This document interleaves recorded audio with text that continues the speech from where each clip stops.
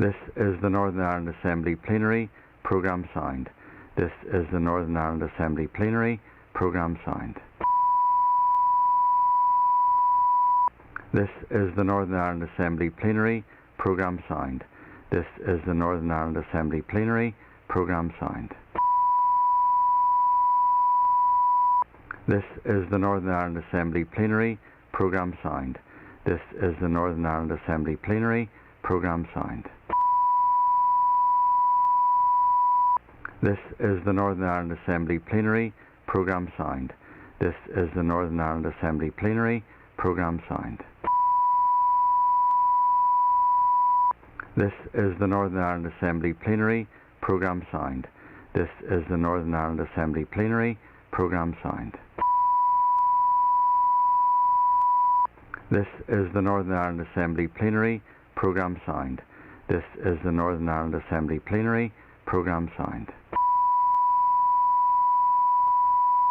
This is the Northern Ireland Assembly Plenary. Programme signed. This is the Northern Ireland Assembly Plenary. Programme signed. This is the Northern Ireland Assembly Plenary. Programme signed. This is the Northern Ireland Assembly Plenary. Programme signed. This is the Northern Ireland Assembly Plenary. Programme signed. This is the Northern Ireland Assembly Plenary. Programme signed. This is the Northern Ireland Assembly Plenary. Programme signed. This is the Northern Ireland Assembly Plenary. Programme signed. This is the Northern Ireland Assembly Plenary. Programme signed. This is the Northern Ireland Assembly Plenary. Programme signed. This is the Northern Ireland Assembly Plenary. Programme signed. This is the Northern Ireland Assembly Plenary. Programme signed. This is the Northern Ireland Assembly Plenary. Programme signed. This is the Northern Ireland Assembly Plenary. Programme signed. This is the Northern Ireland Assembly Plenary. Programme signed. This is the Northern Ireland Assembly Plenary. Programme signed. This is the Northern Ireland Assembly Plenary. Programme signed. This is the Northern Ireland Assembly Plenary. Programme signed. This is the Northern Ireland Assembly Plenary. Programme signed. This is the Northern Ireland Assembly Plenary. Programme signed. This is the Northern Ireland Assembly Plenary. Programme signed. This is the Northern Ireland Assembly Plenary. Programme signed. This is the Northern Ireland Assembly Plenary. Programme signed. This is the Northern Ireland Assembly Plenary. Programme signed. This is the Northern Ireland Assembly Plenary. Programme signed. This is the Northern Ireland Assembly Plenary. Programme signed. This is the Northern Ireland Assembly Plenary. Programme signed. This is the Northern Ireland Assembly Plenary. Programme signed. This is the Northern Ireland Assembly Plenary. Programme signed. This is the Northern Ireland Assembly Plenary. Programme signed. This is the Northern Ireland Assembly Plenary. Programme signed. This is the Northern Ireland Assembly Plenary. Programme signed. This is the Northern Ireland Assembly Plenary. Programme signed. This is the Northern Ireland Assembly Plenary. Programme signed. This is the Northern Ireland Assembly Plenary. Programme signed. This is the Northern Ireland Assembly Plenary. Programme signed. This is the Northern Ireland Assembly Plenary. Programme signed. This is the Northern Ireland Assembly Plenary. Programme signed. This is the Northern Ireland Assembly Plenary. Programme signed. This is the Northern Ireland Assembly Plenary. Programme signed. This is the Northern Ireland Assembly Plenary. Programme signed. This is the Northern Ireland Assembly Plenary. Programme signed. This is the Northern Ireland Assembly Plenary Programme signed. This is the Northern Ireland Assembly Plenary Programme signed. This is the Northern Ireland Assembly Plenary Programme signed. This is the Northern Ireland Assembly Plenary Programme signed. This is the Northern Ireland Assembly Plenary Programme signed. This is the Northern Ireland Assembly Plenary Programme signed. This is the Northern Ireland Assembly Plenary Programme signed. This is the Northern Ireland Assembly Plenary Programme signed. This is the Northern Ireland Assembly Plenary Programme signed.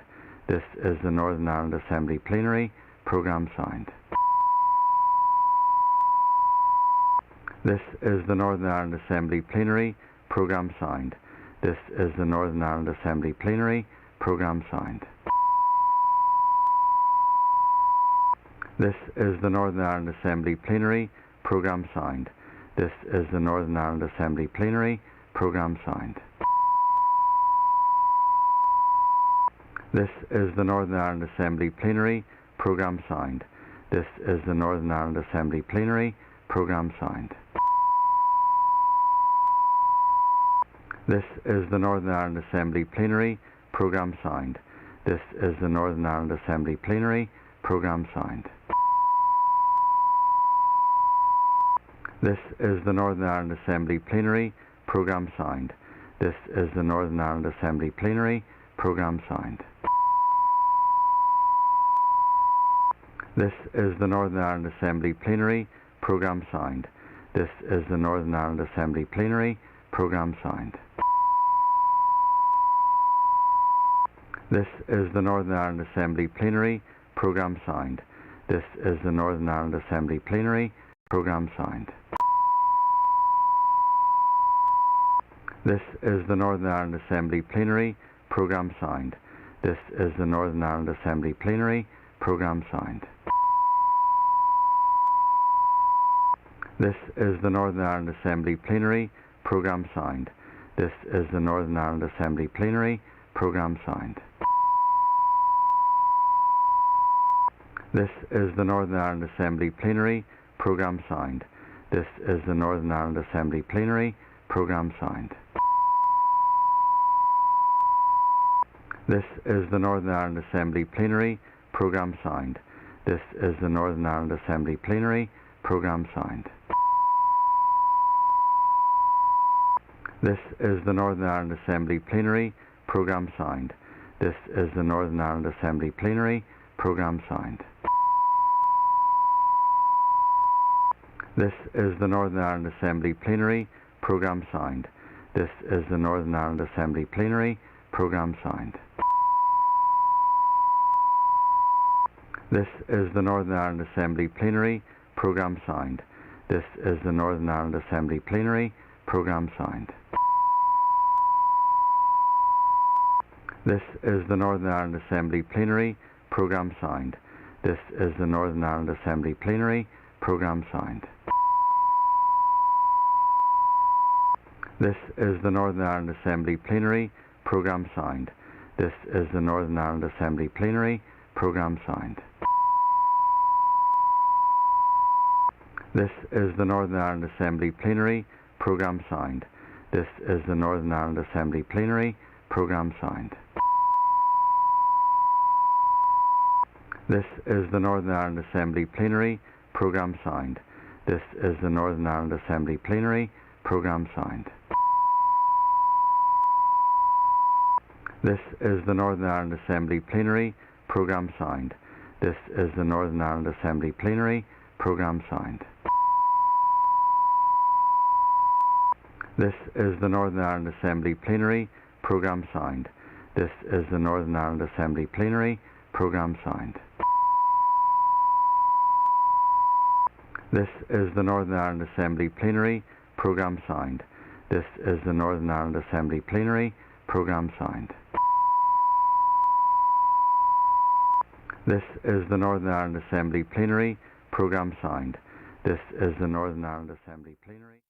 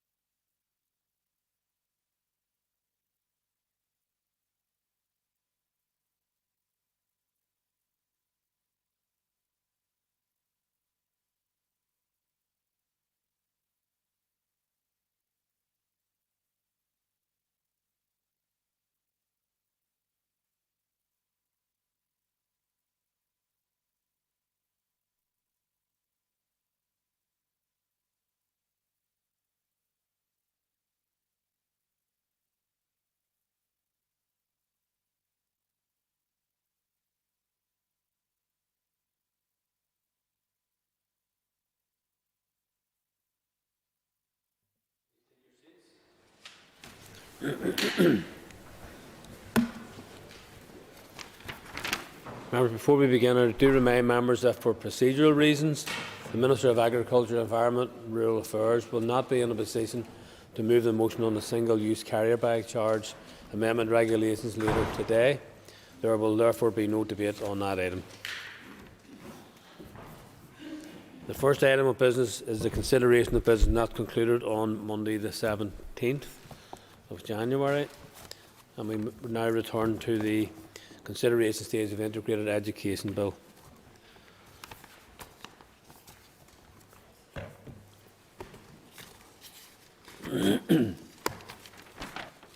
We now come to the second group of amendments for debate. With Amendment 10, pardon me, it will be convenient to debate Amendments 11 to 14, 16, 18 to 22, 31, 36, 39, 48, 58 to 60, and the opposition to clauses 4 and 5 stand apart. Within this group, Amendment 11 is mutually exclusive to Amendment 10. Amendments 13 and 14 are mutually exclusive to Amendment 12. Amendment 31 is mutually exclusive to Amendment 30. And Amendments 36 to 39 are mutually exclusive to Amendment 35. I call the Minister of Education to move Amendment 10 and to address the other amendments in the group. Minister. Thank you, Mr. Speaker. Moved.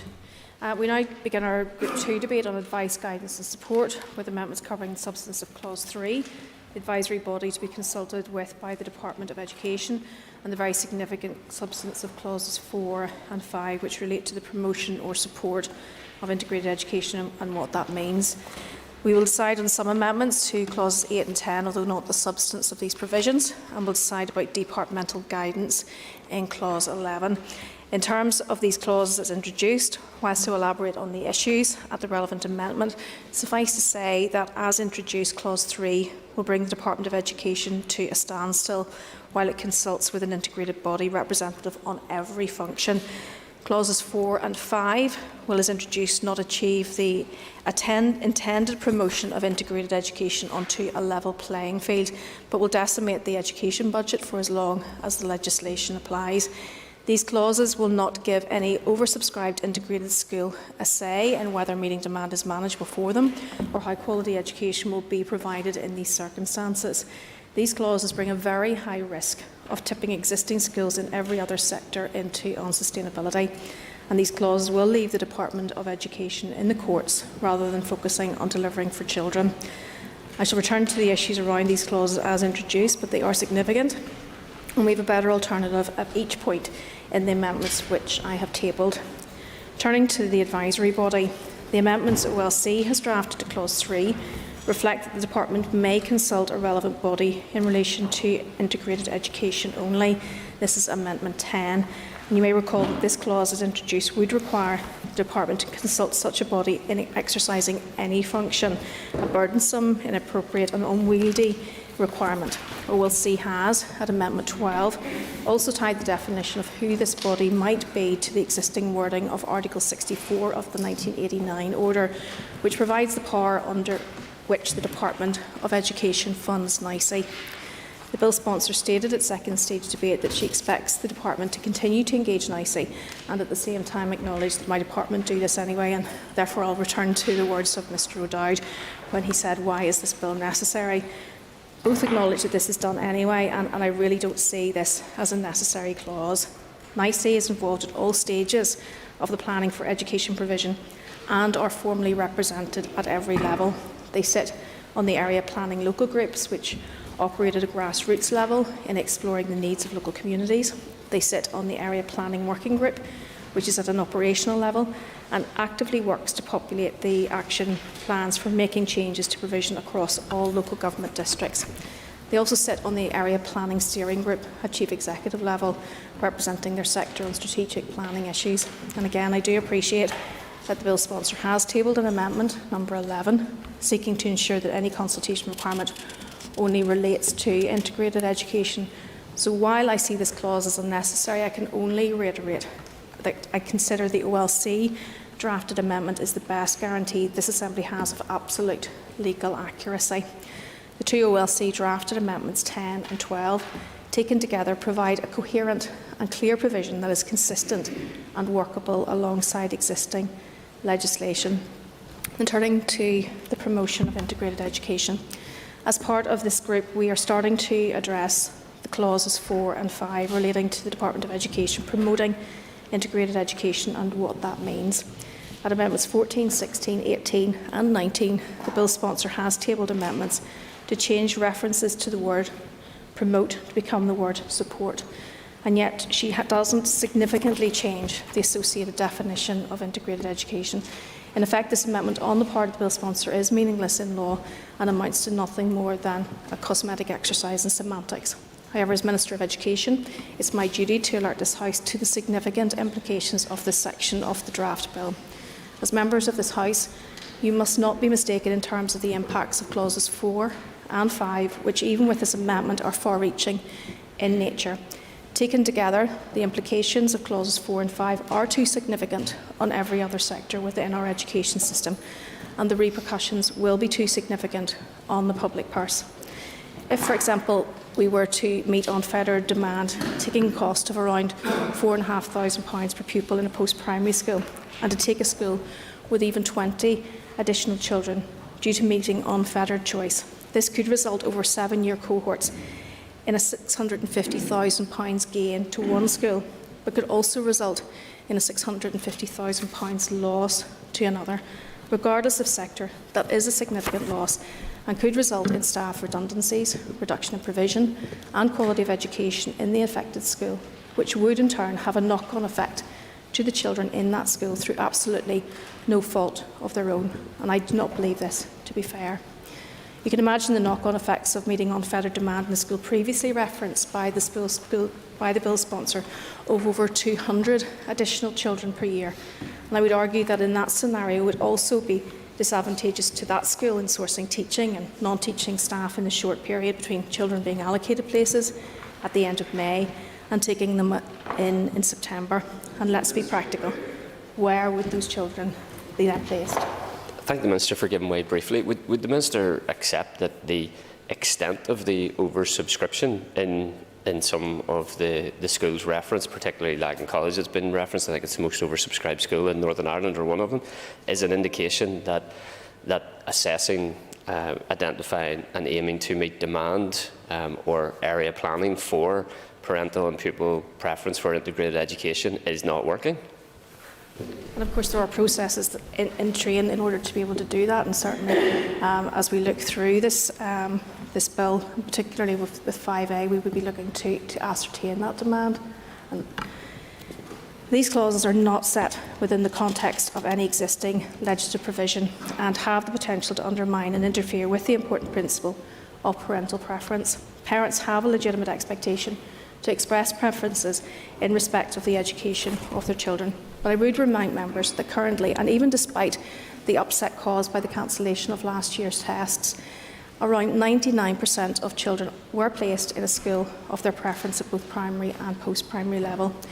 Integrated stakeholders have unanimously stated that they support parental preference and want to see provision planned for on the basis of which sector parents want access to, rather than the schools that are currently available to choose from.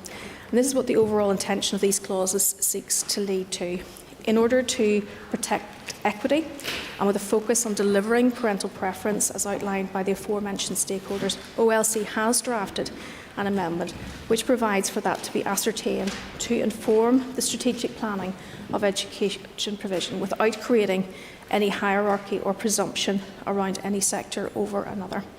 If an integrated solution is what is sought, then Amendment 23, which introduces a new clause 5A, provides for that. Equally, if parents seek a controlled, maintained Irish medium solution, then this amendment allows for that to be reflected in the strategic planning whilst remaining in the scope of the Integrated Education Bill. This amendment is an excellent example of the expertise of OLC drafting in setting out a legal requirement that meets the stated intention and is workable in practice. Unfortunately, that amendment sits in another group, so will be voted on following the Group 3 debate rather than here and now. And I say unfortunately because that is a procedural point in order for me to move Amendment 23, which brings in this parental preference clause 5A that OLC has drafted. So in order for that to happen, I will be opposing clause 4 and 5 as introduced, or with the amendments tabled in relation to it stand part of the bill. We can't vote on this until Group 3 amendments are debated. However, to allow me to move this new parental preference clause, I would urge you to oppose that both clauses 4 and 5 as introduced, or with the amendments tabled in relation to it, do stand part of the bill. So I urge you in this section of the debate to agree that clauses 4 and 5 do not stand part of the bill. We can then provide a workable legislative requirement which makes ascertaining parental preference, whatever type of school that preference may be for, both integrated and every other sector, an explicit duty on the face of primary legislation. It is an example of the complexities of legislation generally, and this bill specifically. These absolutely interlinked clauses 4, 5 and 5A will be voted on at different times. Each represents a different piece of this jigsaw which has been put together today. Considering them separately in the way that they've been grouped today, in my view, brings a considerable risk of members not being in a position to make a well-informed decision, and I consider it my duty to emphasise the importance, obviously, of clause 5A. To explain how clause 5A Amendment 23 would work, it sits alongside, rather than contradicting, the existing legislative power, which provides legal cover for the Education Authority to plan efficiently to provide sufficient places to meet parental and community needs. That's why the duty is placed on the Education Authority.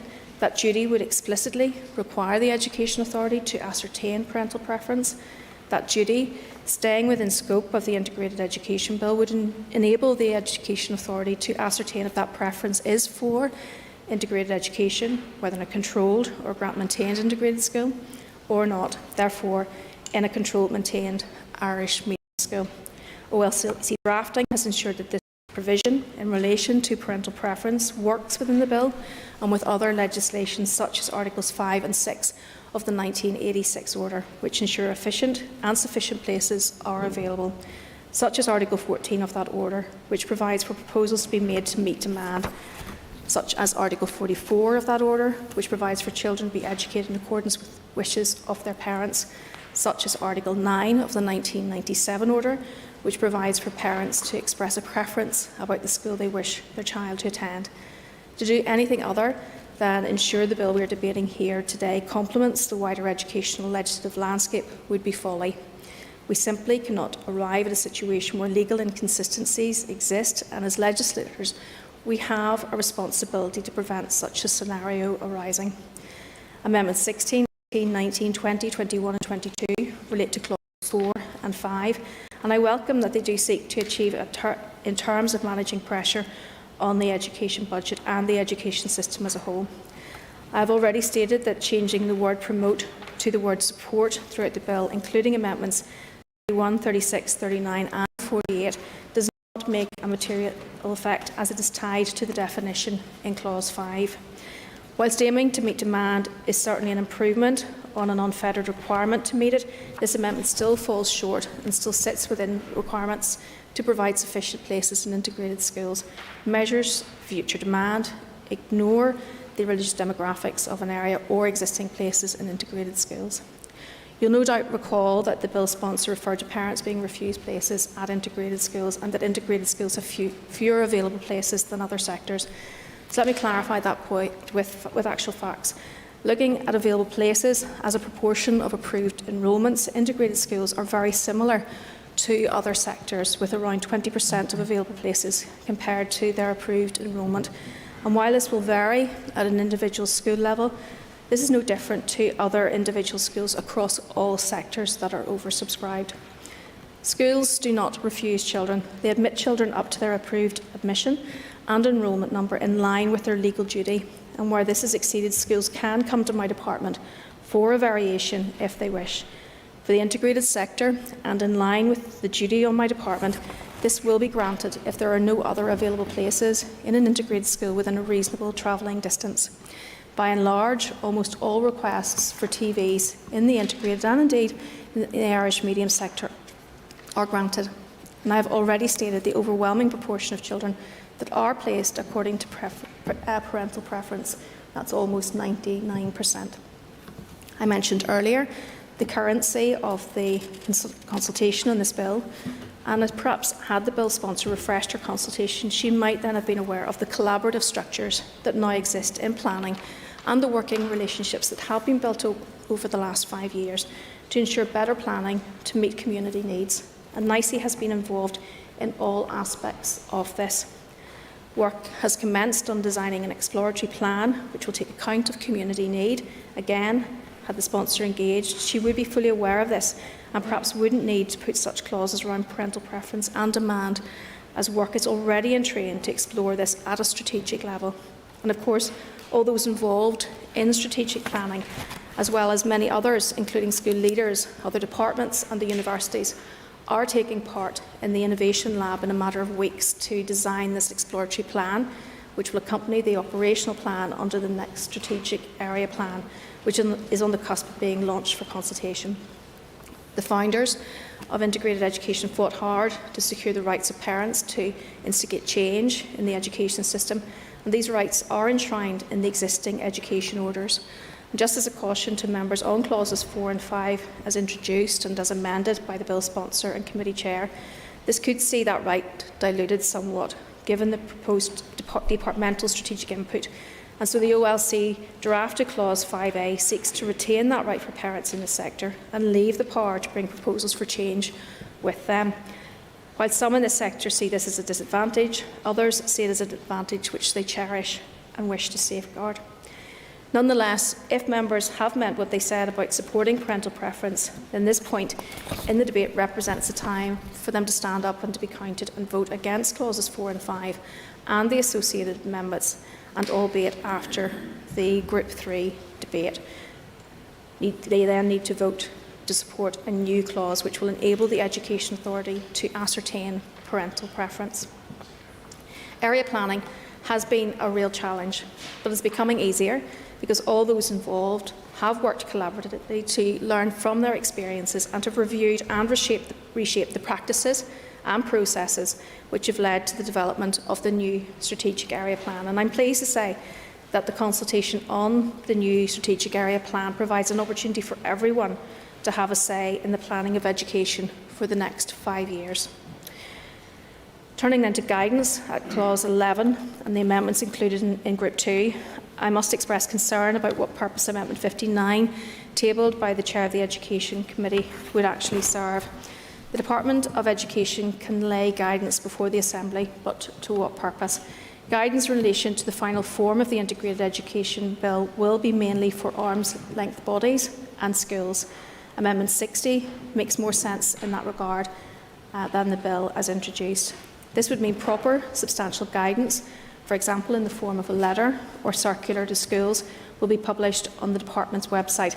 A method of guidance which is familiar to our schools and all those involved in education. Our schools essentially have enough to cope with, especially in view of the challenges we have as a society have faced over the last 2 years. And many principals I've met and have spoken to have told me about the pressures they are under in terms of administration. So do we really need for them now to have to look for guidance laid in the Assembly as well? I do not wish to place any further unnecessary administrative pressures on our schools, and particularly when these additional pressures would reap nothing in terms of reward in terms of for our children or young people's education. The more departmental time is tied up in procedure, the less departmental time is available to actually deliver for the children and young people in our schools. So at this point, Mr Speaker, I would urge members not to vote for Amendments 59 and not to use the legislative process as a means of placing meaningless actions in law that provide no tangible benefit. The law should not be used in this way, and to do so makes a mockery of our role as members of this Legislative Assembly. We must remember that however we piece this legislative jigsaw together, it must make sense, it must work as a whole, and children and young people must be up front and centre in terms of benefiting from the final piece of legislation we produce. Thank you. I thank the Minister for that, and I call the Chairperson of the Committee for Education, Chris Little. Thank you, Mr Speaker. The Education Committee proposes 2 amendments in Group 2. The Education Bill proposed by Alliance MLA Kelly Armstrong seeks to ensure parental and pupil choice for integrated education, and that it is assessed, identified and met. This originally included a duty to promote integrated education at Clause 4 of the Bill, which is defined in Clause 5. The Education Committee agreed on revision of the wording of meeting demand in Clause 5, requiring instead that the Department should aim to meet demand. Accordingly, the Education Committee proposes Amendment 21. The Committee took advice from a range of sources, such as Assembly Legal Services, Assembly Research and Information Services, the Examiner for Statutory Rules, the Assembly Bill Office, the Speaker's Office and its own committee secretariat. This gave rise to the Education Committee Amendment 59. The proposal is simple but derives from the basic tenet of transparency, awareness and effectiveness. The Committee proposes in Amendment 59 that each iteration of guidance made under Clause 11 should be laid before the Assembly and published by the Department.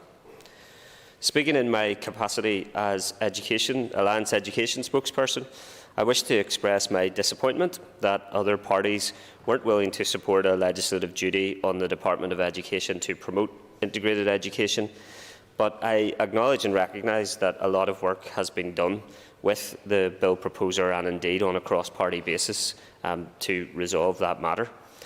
There is disappointment, however, particularly when there is an existing duty to promote shared education, and that the Department of Education commissioned an independent review of integrated education, which recommended clearly legislation to place a duty on the Department of Education and a power on all other arm's-length bodies to encourage, facilitate and promote integrated education.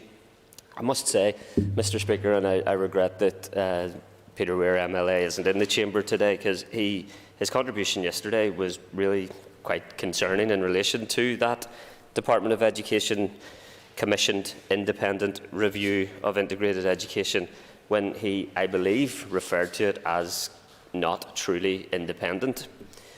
I would ask Peter Weir MLA in what way it was not truly independent, and indeed in what way the independent review of education is independent, where the independent review of integrated education is not.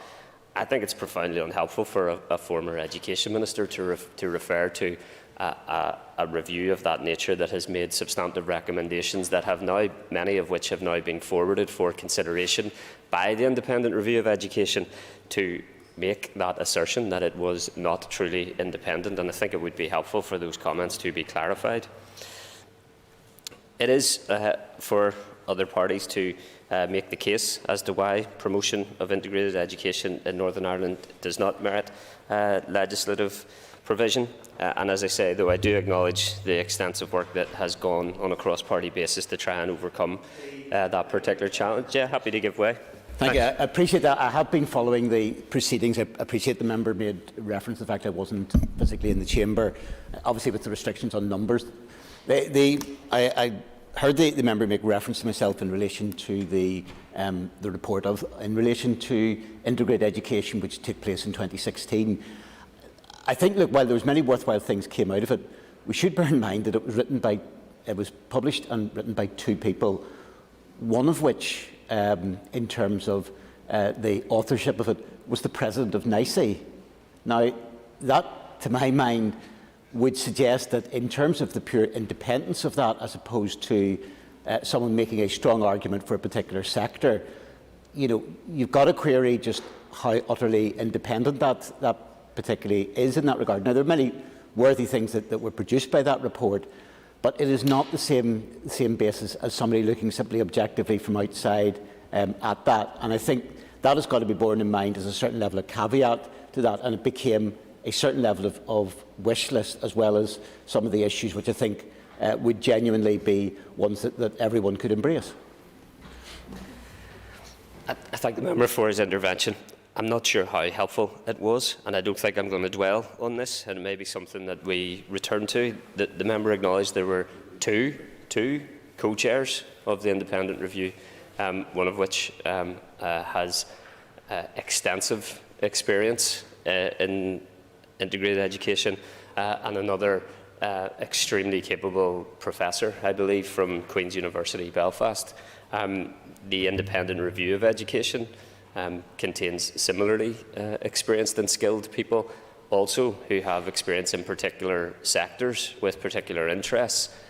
I still hold that I think these assertions have been profoundly unhelpful with regards to the independence of these reviews. I think once members are appointed, there has to be a degree of trust placed in the work that they're going to carry out, and indeed widespread engagement is conducted by the chairs of those reviews to ensure that their outcomes and their recommendations represent the wishes of the people of Northern Ireland. My understanding is that Peter Weir MLA, in his role as Minister of Education, recommended that any of the outstanding recommendations of that independent review be considered and form part of the independent review of education. So if it was felt meritorious for them to be considered by the independent review of education, why now question the independence of those recommendations and put some query over the top? Yeah, happy to give way. Yeah, there's a couple of points in relation to that. Look, I'm not suggesting that a lot of the recommendations are not without merit. I think the point is that if we are saying that a report is produced, one of the two authors of which is the President of NICE, that will create a certain level of particular viewpoint that will be. There's nothing wrong with somebody having that particular viewpoint, but let us not pretend this is something which has simply come out of the ether with entirely an independence in relation to it. In terms of the recommendations that were put forward, a number were able to be implemented. There were a few that were actually felt to be inappropriate, and a number felt that actually, in terms of consideration, the better way of looking at them was actually them to be considered as part of the wider review. That doesn't necessarily mean that the wider review will either accept or reject or implement those, but actually they will give consideration to them. Thank the member for his intervention. I will move on. I think the co-authors of that independent review may wish to reflect on the fact that their independence and the independence of their work and their recommendations have been brought into question yesterday and today in this Assembly, and may wish to engage with members as a result of that. Mr. Speaker, I acknowledge the willingness of the proposer of the bill to make reasonable compromise and to adjust legislation from the promotion of integrated education as recommended by the independent review of integrated education to support integrated education, which I sincerely hope will allow the passage of other important provisions of the proposed bill, indeed to assess and to aim to meet demand for integrated education. The Education Minister's reference to this fairly substantive engagement with the Education Committee, and my understanding all political parties in this Assembly in relation to promotion or support of education. Her reference to that engagement as an exercise in a cosmetic exercise in semantics, I think, is fairly unhelpful, to be honest. Yes, although you didn't give way to me yesterday, I will. But you're not one. But I'm sure. But I'm sure you're not one to hold.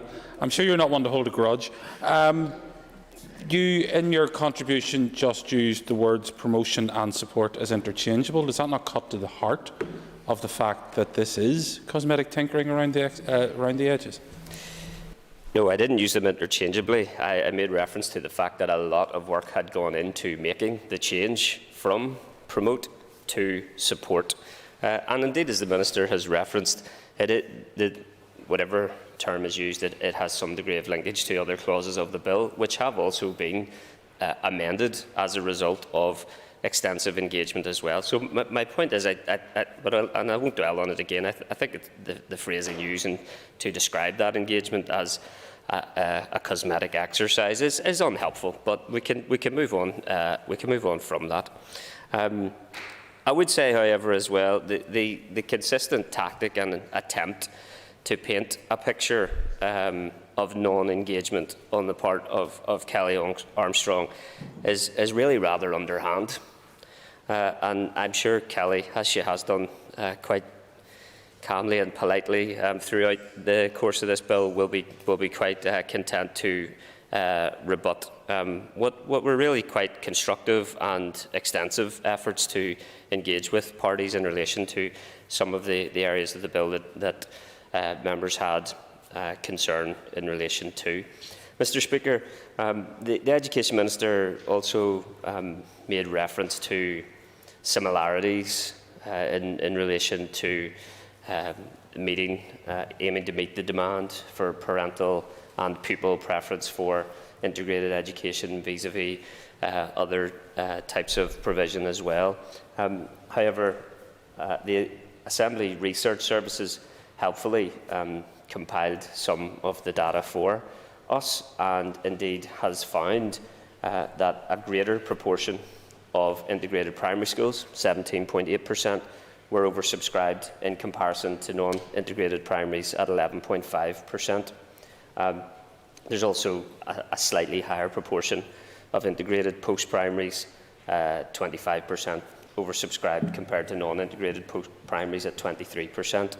So there are some differences there in terms of access. In 2018-2019, for example, in the primary sector, oversubscription for under percentage of all places in schools that are unfilled was 12%, whereas non-integrated was 20%. So there are some differences there, and attempting to paint a picture that, I'll finish quickly, that there is no difference, I don't think is accurate either. Happy to give way. Returning to the earlier point about the interchangeability of the terms promote and support, encouraged by the member so to do, I sought out the dictionary definition of what promote is. Would it surprise the member that the dictionary definition of promote is to support or actively encourage? How can he stand and say that there's a difference when there clearly is not? No, and I think what I've already said is, whatever term is used there, and extensive work was done to ensure that the term was acceptable. I think promote had particular concern for some reasons, and indeed whatever the definition is linked to other clauses of the bill which have also been proposed for amendment that the proposer of the bill, I understand, is willing to accept. So I think work has been done. I think changes have been made. I think concerns have been addressed to some extent in that regard, and indeed we'll see that in the course of the debate, I hope. As I say, in order to ensure that the wide range of other provisions that are being put forward by the bill are able to be enacted as well.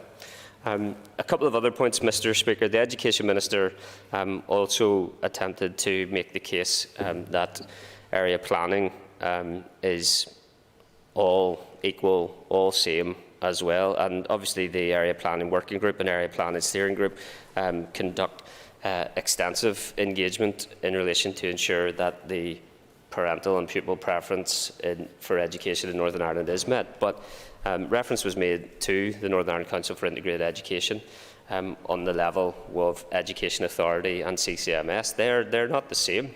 NICE is not a planning authority.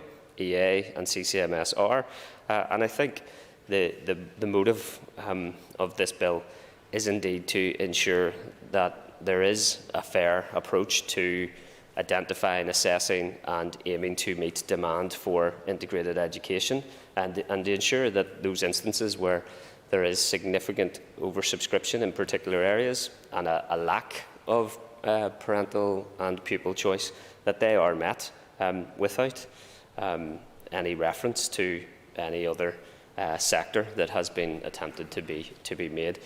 So, Deputy Speaker, I will be supporting the bill and as amended by the proposer, and indeed moving those other amendments on behalf of the Education Committee. Thank you.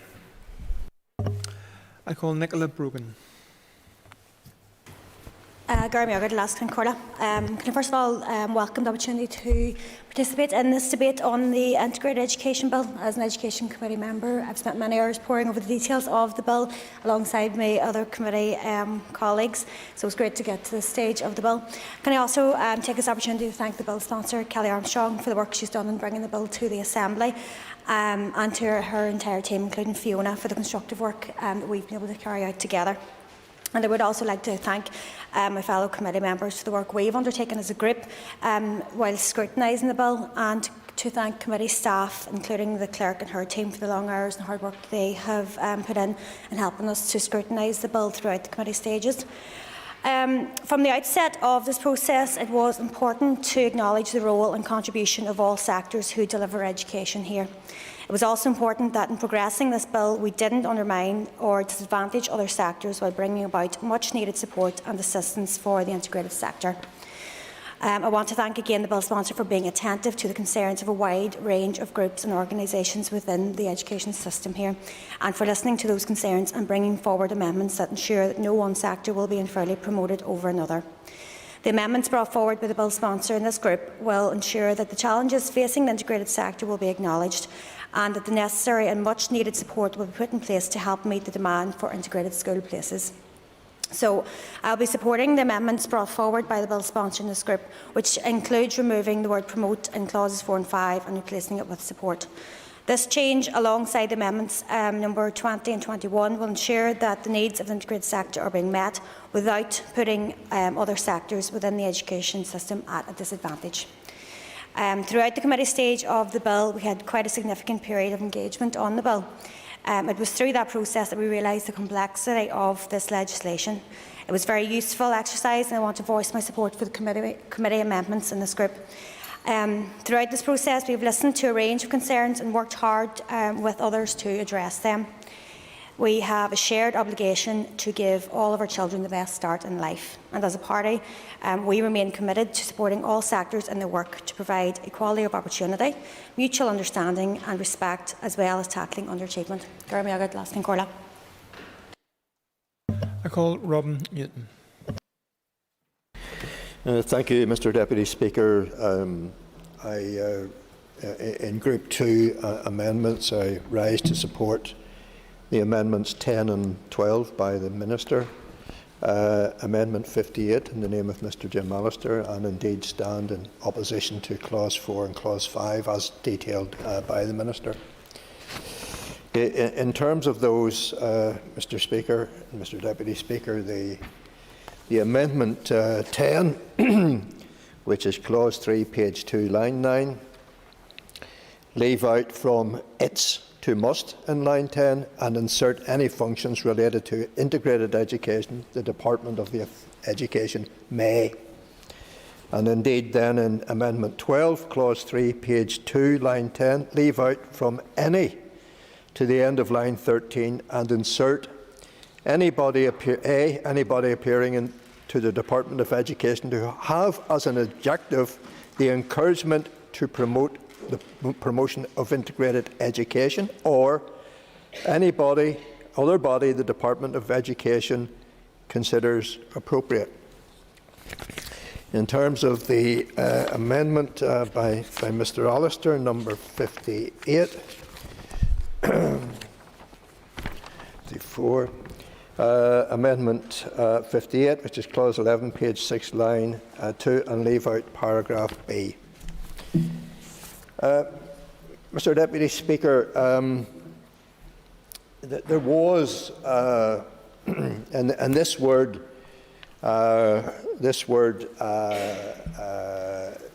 in Clause 5 in particular, to change the clause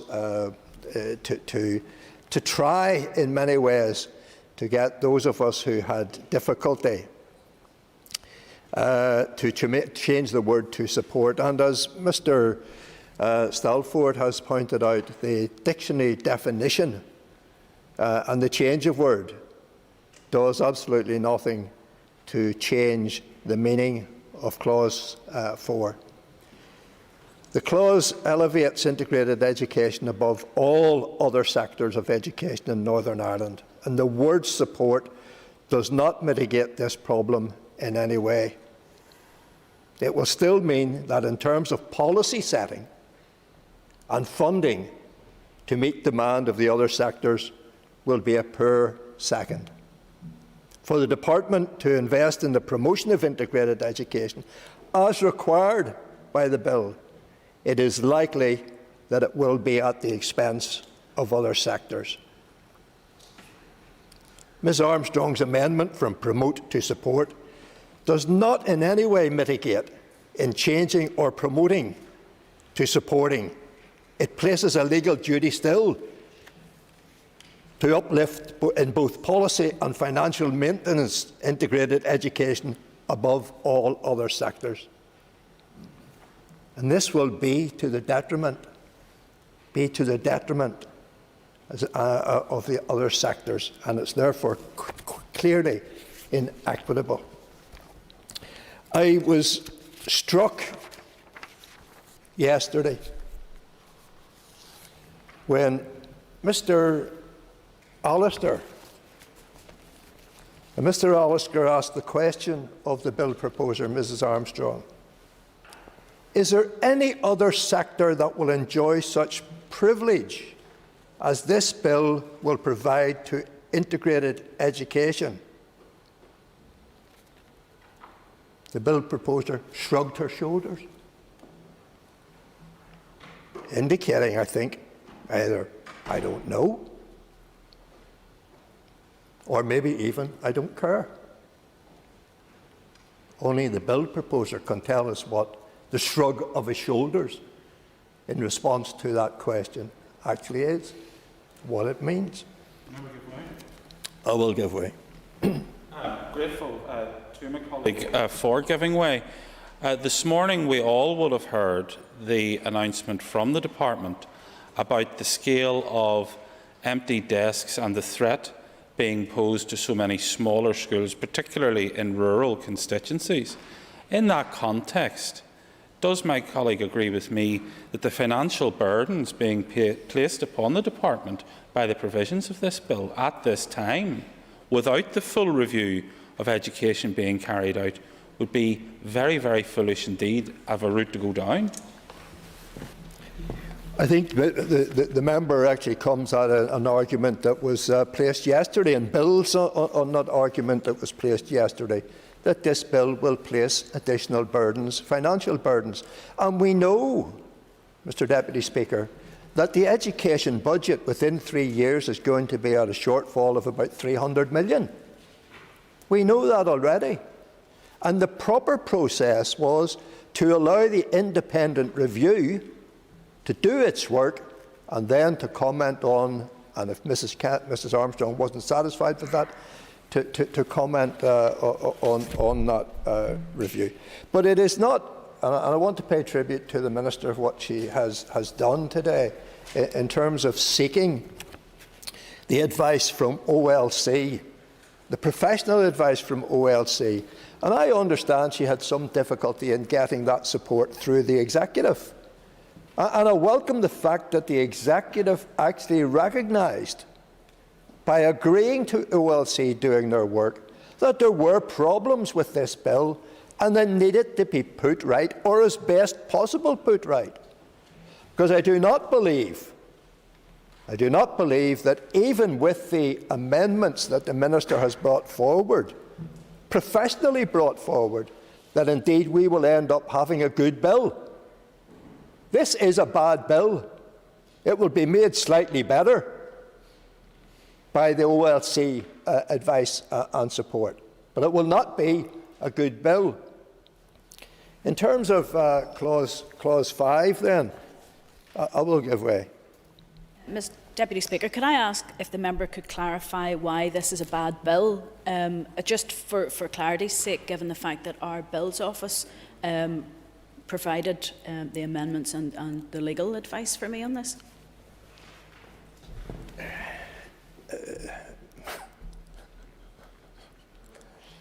I am aghast. I am absolutely aghast at that. What have we been saying until 9 o'clock last night? What have we've been starting to say, or will be saying today, at least from this side of the chamber, about the errors that are in the bill? What about the advice that was offered?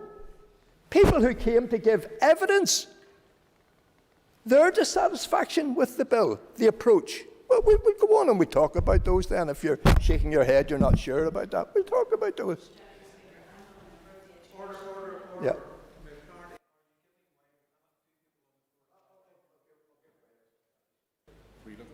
Mr Deputy Speaker, I'm not sure exactly what Mr Newton is getting at, but the consultation that the committee had, I wouldn't have been a member of that committee to actually get that information. So I took consultation from an extraordinary amount of people, and I was also privy to, or I went in front of the committee. This wasn't raised then. I'm just even more befuddled, Mr Deputy Speaker. I'm even more befuddled. There is a communication exercise in all of this, but we'll raise a few points. Anyway, in Clause 5, Kelly's amendment, Ms Armstrong's amendment to change the word increase to meet in Clause 5, again, will not mitigate the serious implications below, are already been discussed and all still apply. The duty it imposes on the Department of Education will be significant and not enjoyed by either the controlled, maintained, or indeed the Irish language sector. Now, Mrs Armstrong said she's not privy to the information or the discussions that took place in the Education Committee.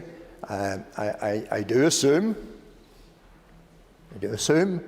that with the importance of this bill to Mrs Armstrong and indeed the work that her researcher has done for her, that it would indeed have been thought likely that someone would have been watching the Education Committee meetings on her behalf, or indeed that there would be the communication between the Chair and her, both members of the same party, and one would have thought that she would have been kept up to speed. Point of order, Mr Speaker. Thank you, Deputy Speaker. Just as a point of order, legal advice provided to the committee is privileged and I didn't have access to it. I'm not sure that is a point of order. The member's made her point. I would ask the member to resume his position. Becoming more and more befuddled. More and more befuddled. I will give way. Thank the member for giving way and to try and help and be as clear as possible. The member and other members have referred to evidence and advice. The member will be aware that there is some advice provided to the Education Committee, such as legal advice, that cannot be shared with the proposer of the bill. So it's entirely accurate for the bill proposer to make clear to the House and indeed publicly that there will be some elements of evidence and advice given to the Education Committee that no matter how adherent she and her researchers have been to every jot and tittle of the numerous meetings the Education Committee held in relation to this, there will be some elements of that stage that are not privy to her or her researcher. Is that fair to say? Order, just a moment. Can I encourage members to return to the substance of the Group 2 amendments? So I would ask all members to concentrate on them rather than getting caught up in some sort of wider argument. We are at the Group 2 amendments. Mr Newton. I think you are, of course, correct, Mr Deputy Speaker, and Mr Little does make a point that there would be some aspects of either when the committee was in private session or pieces of advice that would be not circulated widely. But indeed, in general, the committee meetings are held in public, and there's a record of the committee meetings. But in terms of, and let me just see if I can be helpful then to the proposer of the bill, because in terms of this section, in terms of advice, guidance and support, there was an extensive amount of information given in public. And I'll only quickly refer to that extensive amount, or perhaps some aspects of that extensive amount. And much has been made of that parents, that children don't get into their first choice. So there's a demand for integrated education which is far above the other sectors of education. And one piece of information that was and is publicly available was provided by the Assembly Research Department. I have to say, a research department that I think this Assembly is fortunate in having. Their talents and their dedication and so on are exceptional. But indeed, they make the point in terms of the demand for education. And with your indulgence, Mr. Deputy Speaker, I will read out 3 short areas. In terms of the demand for education, however, it should also be noted that research suggests there are challenges in measuring actual demand for integrated education, particularly when accounting for other drivers of school choice, such as the school's reputation, location, size, ethos and philosophy.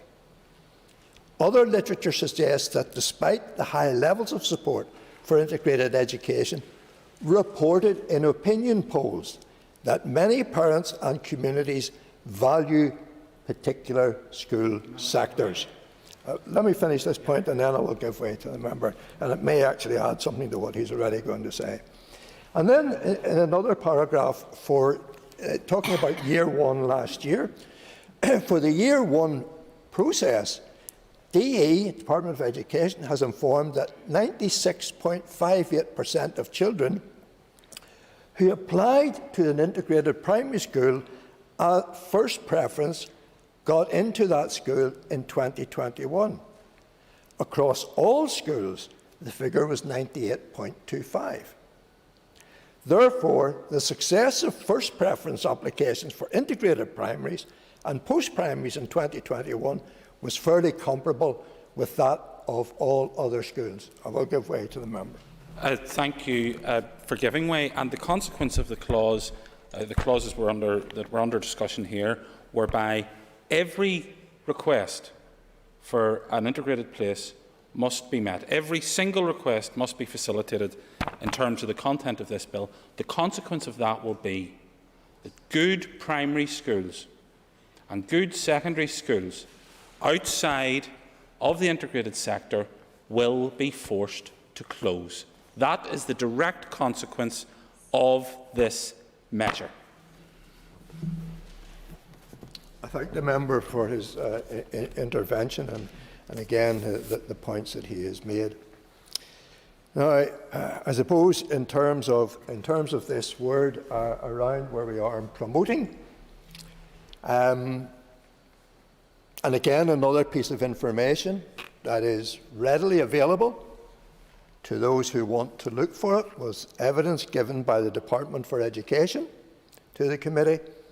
And on the promotion of integrated education, the department says, this bill seeks to require the department to promote integrated education, clause 4, defining what this means by clause 5, and this wording intentionally replicates the Shared Education Northern Ireland Act 2016. However, shared education is a programme. Shared education is not a sector. Now, they're my words, not the department's words. Shared education is a programme open to all schools and all sectors. Integrated education is not a programme, it is a sector. So evidence that is available quite easily. I'll finish, I think, Mr. Speaker, with this. Again, maybe not. I might have another couple of wee bits to add. But anyway, very, very, very quickly.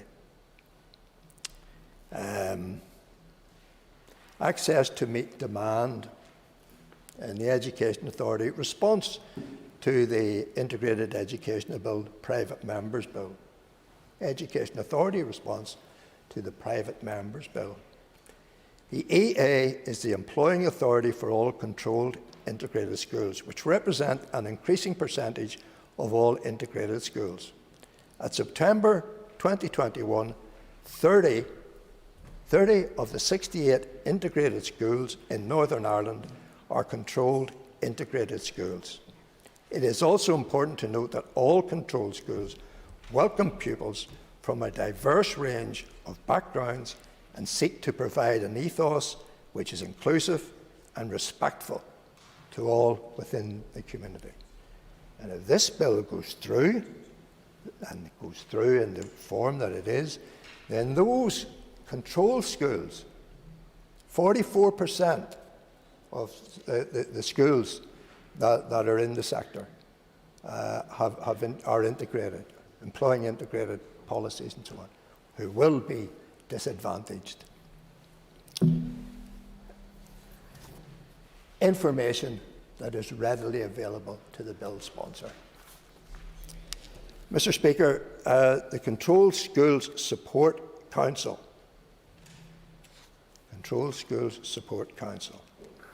in their evidence to the committee, evidence that is readily available to all who want to see it. The Controlled Schools Support Council said, in writing said, in addition to the changes proposed for D, E and EA in Clause 4, Clause 6 calls for other education bodies to include provision for integrated education in their strategies, plans and policies. This would appear to be an unreasonable and unworkable request for a number of the integrated designated education bodies.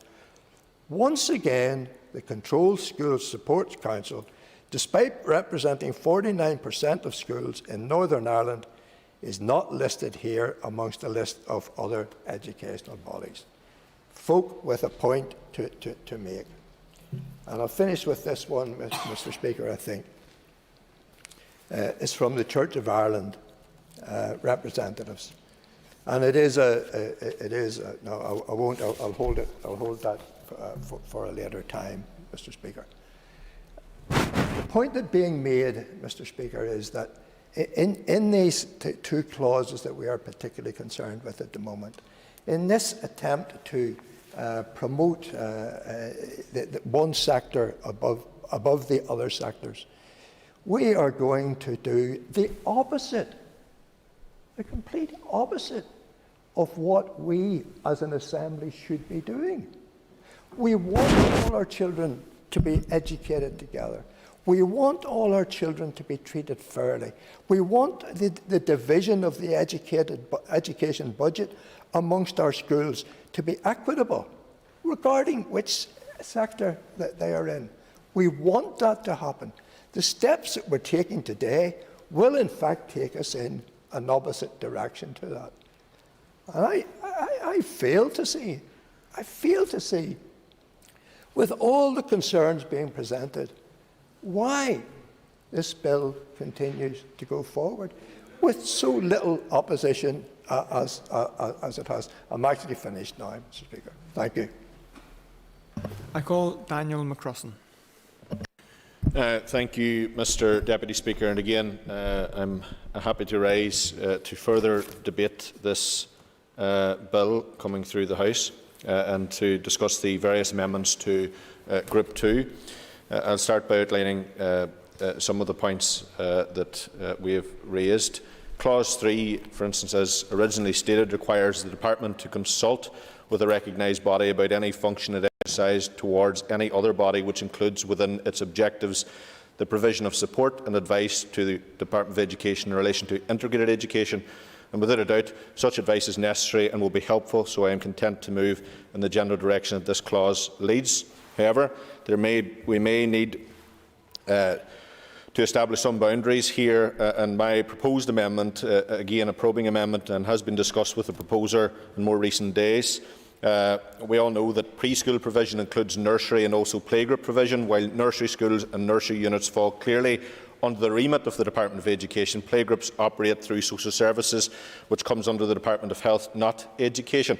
My concern here is that there may be a cross-cutting aspect to this clause, as originally stated, and there may be a need to specify where the boundaries lie, and the amendment is proposed in that spirit, and I know the proposer will most likely pick up on that when it comes her time to respond. The wording of Amendment 15 is self-explanatory. It simply sets out to determine the boundaries of the consultation concerning education, so there is no problem with matters becoming cross-cutting. However, since Amendment 10 and or 12 have been hopefully will be passed, I no longer will need to seek much clarity on it, but I would appreciate some outline from the member. The declared intention of Clause 4 is to amend the Education Reform Order 1989 and the Education Act Northern Ireland 2014 to include a duty to promote or support, and if the sponsor's amendment is accepted, integrate education in both the Department and the Education Authority alongside their existing duties to encourage and facilitate. It is no secret that throughout the process I and others have raised concerns with the sponsor of the bill at committee level in relation to particular drafting problems, and that is our responsibility as legislators, members of the committee, when scrutinising a particular bill, and it's our responsibility to seek as much clarification as possible and to ensure that it is brought to the wording to minimise the prospects of any potential legal challenge emerging in the future. So I wish to ensure that everyone is clear that duties imposed here are not seen as superior to duties already conferred in other legislation. So to speak of the duty could be interpreted as having precedence over other duties, and we've had that conversation with the sponsor, and very much she has been accommodating in relation to that and recognised the reasoning for that particular amendment. So, put simply, our amendment to 3A of this clause seeks to ensure that there is no lack of clarity around the equality of legal duties, and I believe our choice of words in this amendment adds clarity to the intention to make it a duty to stand alongside other duties, not on top of them or before them. And again, I do appreciate the understanding of the sponsor in that regard. Amendment 18, Clause 4, page 2, line 23. I believe that the sponsor addresses concerns raised strongly at committee stage, and equally Clause 4. Jim Allister and the Minister's intention here is to remove the clause entirely. We have considered this at considerable length as a party, and we are of the view that this measure goes too far and will not be able to support it. Clause 5, page 2, line 25. The sponsor addresses a concern raised strongly at committee as well. And further that, Amendment 20, Clause 5, page 2, the sponsor is more measured and temperate way to approach meeting the needs of provision for demand for integrated education. So again, I thank the sponsor for that. Amendment 21, Clause 5, page 2, line 29. The Chair of the Committee clearly outlines that there is a more measured and tempered way to approach meeting the needs of provision for demand for integrated education. So content. Amendment 22, Clause 5, page 2. The sponsor has and I have discussed this in detail, and we are continuing to consider those conversations, particularly before voting commences today. Clause 5 stands alongside Clause 4 in that it defines what promotion or support of the sponsor's previous amendment goes through. It means, for instance, that legal advice suggests that Clause 4 and 5 stand together, and the words used in Clause 4 take the meaning given to them in Clause 5. So Clause 5 is therefore vital to our whole understanding of what promoting or supporting is. And this is where we may encounter some difficulty. If we go back to Clause 1, there is a clear understanding that to be an integrated school, reasonable numbers of children from all backgrounds should be enrolled. However, if we have no consideration at all for the religious demographics of the area under consideration, it could be problematic. Indeed, it could be a contradiction in terms. We must have some consideration of the area to have reasonable numbers as well. And again, we have had this discussion at length with the sponsor. Otherwise, what does the term mean, reasonable numbers? So there's a bit of uncertainty about that, and that needs probed further. And likewise, we cannot totally ignore the number of spare places. I know members have mentioned this in their contributions and will continue to in existing schools when trying to ensure the efficient and effective use of resources at system level. So the approach used in Clause 5 to the bill could be considered as too absolute. But I would venture to say that the solution to the problem of insufficient places for pupils who wish to attend integrated schools needs to be found in looking at how area planning operates, but not in the absolute way that is set out in Part 1b of the clause. Instead, I propose that a robust method for gathering evidence of future demand in an area be formulated and fed into the area planning process. That way, parental preferences can be taken into account and appropriate provision will result from this. The SDLP firmly believe in parental preference, and my amendment, to my mind, is fair to all in that regard. So please bear in mind here that the wording that immediately precedes my suggested amendment, Part A of Clause 5, reads identifying, assessing, monitoring and aiming to meet the demand for the provision of integrated education. So I most note I am referring to the sponsor's proposed amendment and quoting these words.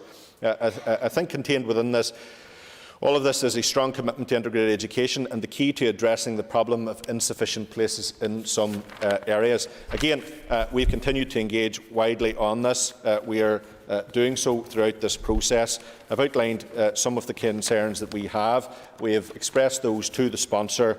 Hopefully we get the clarification we need before voting goes ahead. But thank you, Mr. Deputy Speaker. I call Diane Dodds. Thank you, Mr. Deputy Speaker, and again I'm glad to be able to make a contribution in relation to the Integrated Education Bill. And can I pick up from a point that my colleague Mr. Newton left off at? We in this party are concerned that education should be a priority for this Assembly, that education should be fair to all sectors, that the distribution of resources for education should be equitable, and that no one sector should be promoted over another. And if we start from that premise and then start to examine clauses 4 and 5 of this bill, we immediately encounter significant problems. For the record, Mr. Deputy Speaker, there are 4 main sectors in Northern Ireland concerned with education: the controlled, maintained, integrated and Irish medium. And essentially outside of these sectors are the voluntary grammar schools. At the moment, schools that are designated as integrated have an extra duty applied to them already in law. Article 64 of the 1989 order states, "It shall be the duty of the Department of Education to encourage and facilitate the development of integrated education." A similar duty is then applied to the Irish medium sector by way of the 1998 order. In essence, these 2 sectors already enjoy a special privilege that is not afforded to other sectors, the controlled or the maintained. I'll finish the point and then I will give way. So, what is going to happen if clauses 4 and 5 of this bill are voted through? Clause 4 and 5 of this bill will put a duty on the department to include an additional duty in relation to the integrated sector, and that will be to promote. Now, I think my colleague Mr. Stalford, who has left the chamber temporarily, has proved that these words, promote or support, are fairly interchangeable and have no substantial difference in its meaning. So what we are doing is moving away from a position where children and sectors are treated equitably. And that, I think, is a regressive step for education. I don't think our education system is perfect. And I think that there is room and need for change in education, in how we deliver education, and the broad, even basis of what we teach. But we cannot do it in isolation for one sector. And that, I think, is what clauses 4 and 5 of the bill do. I'll give way and then I have some more points to make around the sector. I thank the member for giving way. 2 quick points. Would the member accept that if the amendments pass at consideration stage that the bill would not promote integrated education? And also, could I ask the member how well she thinks it reflects on the Department of Education's duty to encourage, on the fulfilment of the Department of Education's duty to encourage and facilitate integrated education when schools like Strangford College have to take judicial review legal action in order for simple development proposals to be accepted by the Department of Education? I think, in response to the member, we don't want to engage in semantics around promote and support. I think it's pretty much the same thing. In fact, some people that I've spoken to in my evidence gathering for this particular bill indicate that perhaps support even has a stronger meaning than the word promote. So I'm not really interested in the semantics of this. I think it is essentially and fundamentally wrong to place a duty on the department in respect of one sector that it doesn't have in respect of other parts of the education system. I do want to come on to the issue of development proposals, and I think we will deal with those issues there. So therefore, when I look at amendments 13, 14, 16, 19, I do see amendments that perhaps strengthen the bill and do not actually in any way diminish what I think is the inequality that will be associated with this particular bill.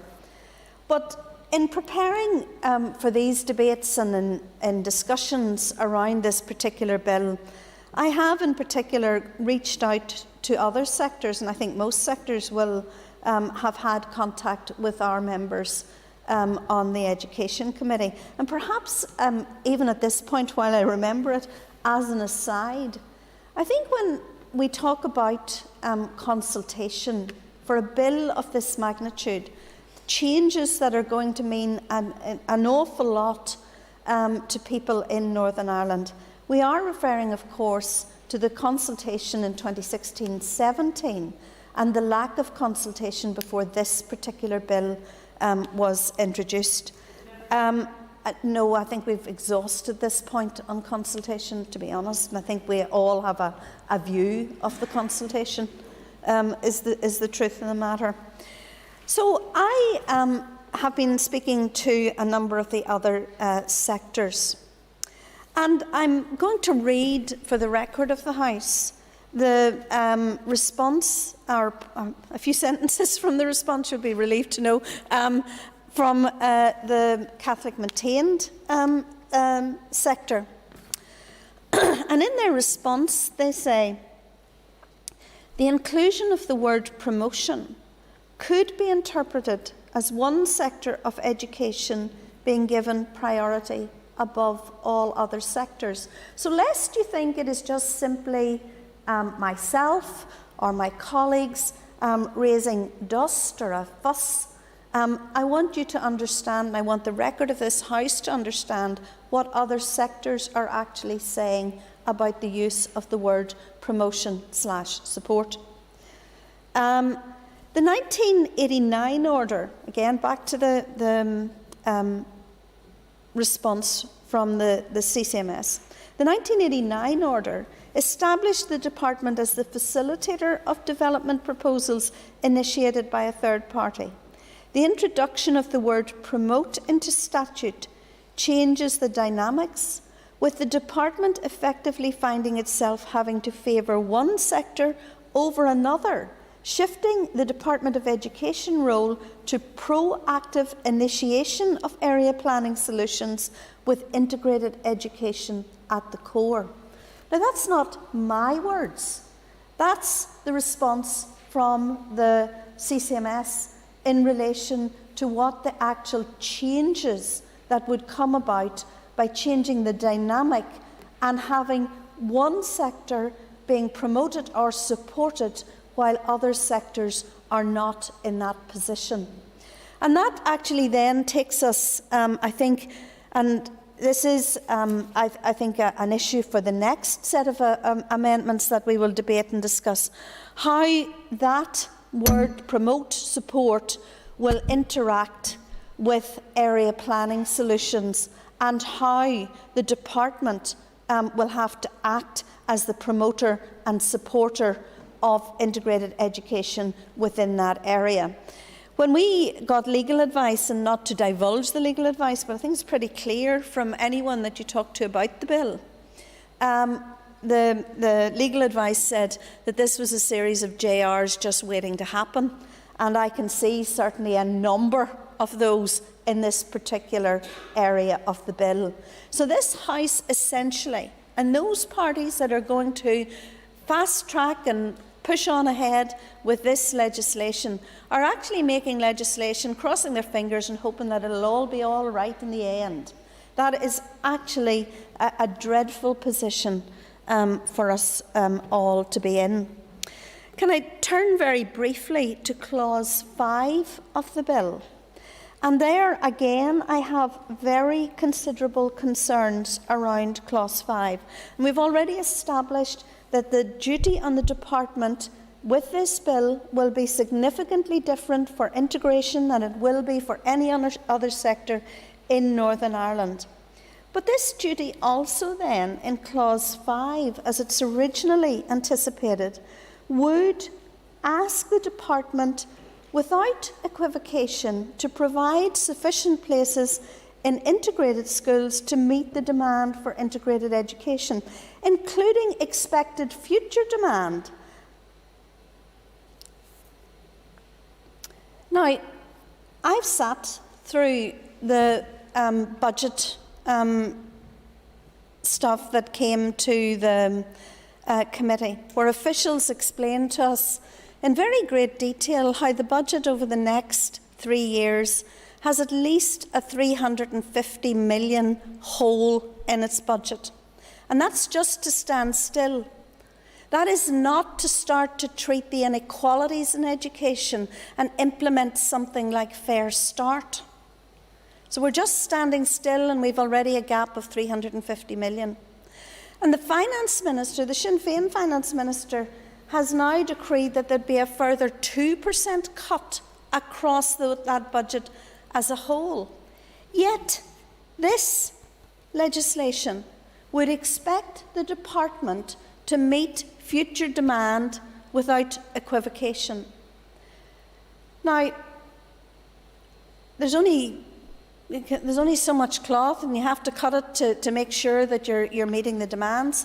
But the legal onus that this will give will mean that other sectors will actually suffer in order to meet the demand in Clause 5 of the bill.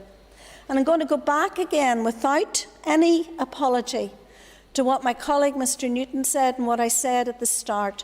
How is this fair or equitable in any society?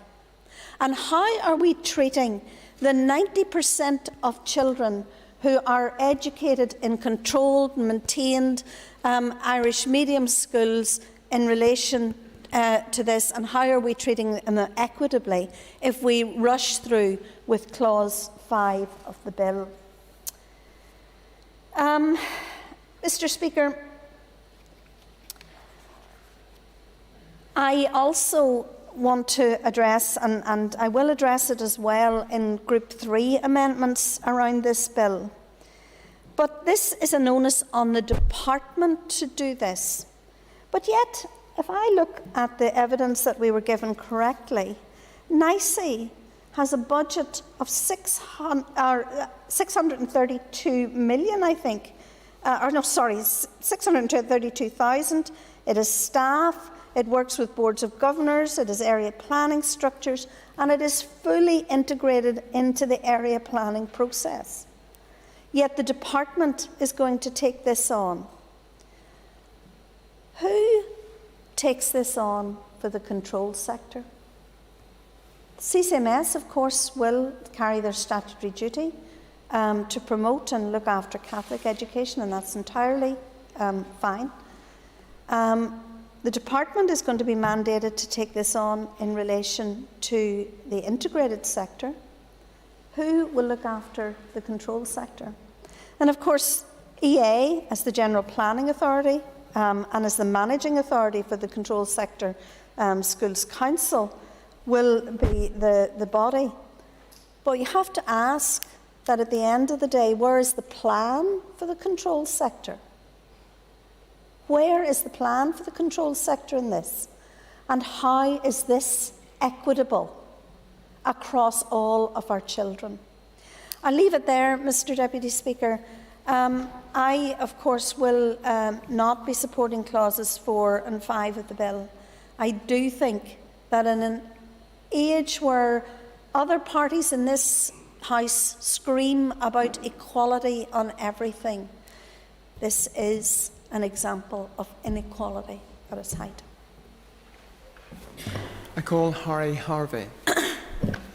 Thank you, Deputy Speaker. I think as we consider the wording of these clauses, particularly as we turn now to consider clause 4 and 5, we need to be very mindful of the practical implications that will flow from the wording of these clauses.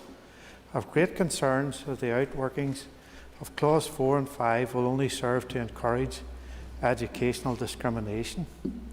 I know that it is not the intention of the member, but I fear that would be the result. In its elevation of the integrated sector above all others, clause 4 will create a hierarchy of educational provision within Northern Ireland, where children attending schools in our two main sectors, Catholic maintained and state controlled, will be at the bottom. This was the main concern highlighted throughout the committee's evidence sessions. Representatives from CCMS stated that the bill did not appear to recognise the contribution and diversity of the Catholic maintained sector.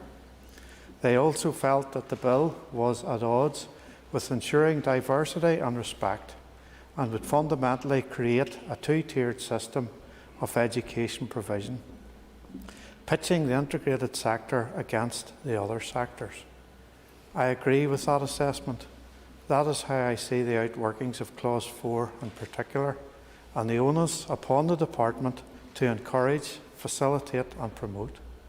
There is no way that such promotion will not create a hierarchy of educational provision that will have to be evidenced in everything the department does, from policy, area planning to funding allocations for each sector. I want to acknowledge that the sponsors' amendments have gone some way to address a number of my concerns, but unfortunately the principal concern still stands, that of the impact of additional duties on the department in respect of integrated education, be they described as promotion or as support, and the subsequent impact this will have on other sectors, a point highlighted multiple times at second reading. Mr. Speaker, with an ever-diminishing budget, there will be an ever-diminishing pot of money for allocation. I ask members how they expect controlled and maintained principals and their constituency to react when it becomes impossible to fund their school enhanced programmes or to provide additional money in their budgets because their sector is at the bottom of the new hierarchy. I am very happy to support the concept of integration and also the integrated sector, but not to the detriment of all else. The outworkings of clause 4 and 5, if they receive support from this House, will have a profound effect on how education is provided across Northern Ireland.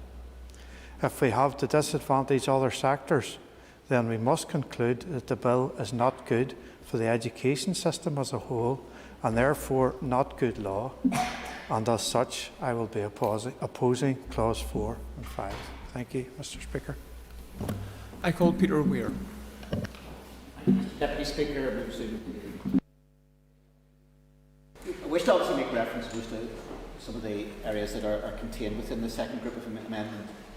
As highlighted, I think, by the Minister, there's a certain level of read-through to the third group as well, because I think where the principal concerns that have been raised on this side of the House, particularly focused on clauses 4 and 5, I think it is also the case that while it was right to point out the flaws within those, point out the dangers within those, it is also important that solutions are provided as well. And that is why I think it is very significant and important that in terms of getting the wording right, in terms of getting something that is fit for purpose, that the amendment brought forward of the new clause 5A by the Minister actually doesn't leave us simply with a vacuum, but also creates a situation in which solutions are provided. Order, could I encourage the member to ensure that he's being picked up on the microphone? Okay. I would hate to think that some of my my words would be missed for posterity, Mr. Deputy Speaker. So I will resolve to speak into the microphone.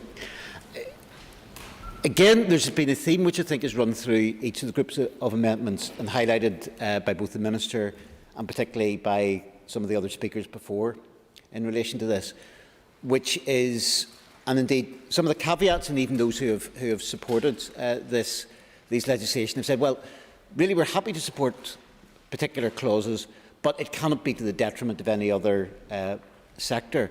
But it is undoubtedly the case that the bill as currently drafted, and indeed some of the amendments, will lead to a level of inequality. Now, there has been of a number of these amendments have substituted the phrase support for, has substituted for promotion. But yet, as has been highlighted by my colleague Mr Stalford, the definitions of the two seem to be fairly interchangeable.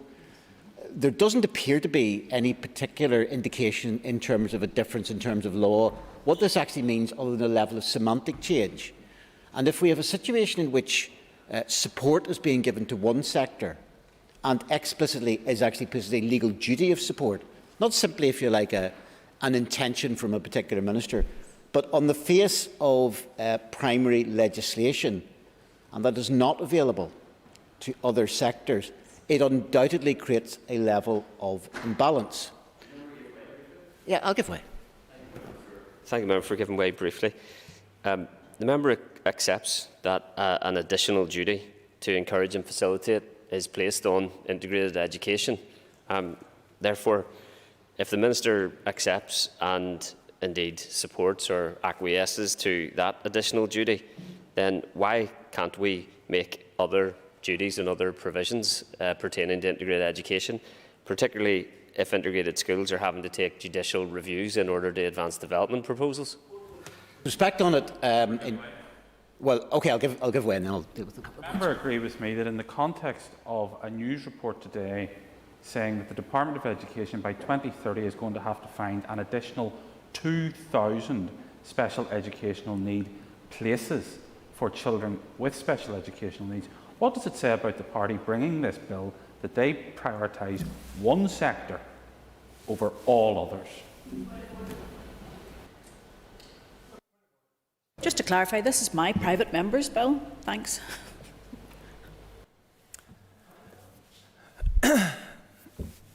Well, I'll try and deal with the points of information. I suppose the point of order, I suspect, wasn't necessarily a point of order, but that's by the by. What's that? Well, Order, I think I would urge sorry. members to stop having conversations from a sedentary place. I would ask the member to continue. I mean, without having to particularly suggest a ruling on this, the member says now there was the intervention. The intervention is an intervention. It's not a point of order.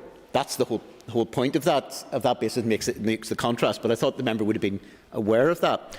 In dealing with the points that have been raised in connection with this, mention, I suppose, in terms of where we need to have our focus, particularly in terms of budget, in terms of provisions, should be on the most disadvantaged within our society. And educationally, the provision of places for those with special educational needs should very much be at the forefront of our thinking. In terms of sectors, and the member raised the issue of, well, if there's already encouragement of facilitation, what's the problem with anything additional put in? Well, actually, I have to say, if we have a situation in which one sector has advantages because it has additional provisions within that, to say if we add additional advantages to that, does that make that better? No, it doesn't. Everyone should be treated equally. I mentioned yesterday that no child should be disadvantaged because of the school gates that it goes through. No child should be disadvantaged because of the choices made by its parents, and indeed the choices made by different parents will be equally valid. But if we are saying that some are more equal than others, then that is something that is fundamentally wrong. And it goes to the very heart of this bill, and it goes to the very heart of this amendment. Now, again, I have to say the amendments, which in many ways are neither here nor there in terms of promotion or support for, because I'm yet to hear anyone give a clarification to say what the difference in terms of law or in real meaning is between the two, but it gives a distinction of that one sector compared to any other. It creates a level of clear inequality. And that inequality is not simply some form of debating point semantics, but has been highlighted by the Minister in her opening remarks. It leads to real resource implications for individual schools. And given where both the school budget is and also given the way that funding formulas go, an advantage to one sector, to one school getting additional funding because of that is at the expense of other schools. There's no other way to do it. We cannot have a virtuous circle. I'll give way briefly, yeah.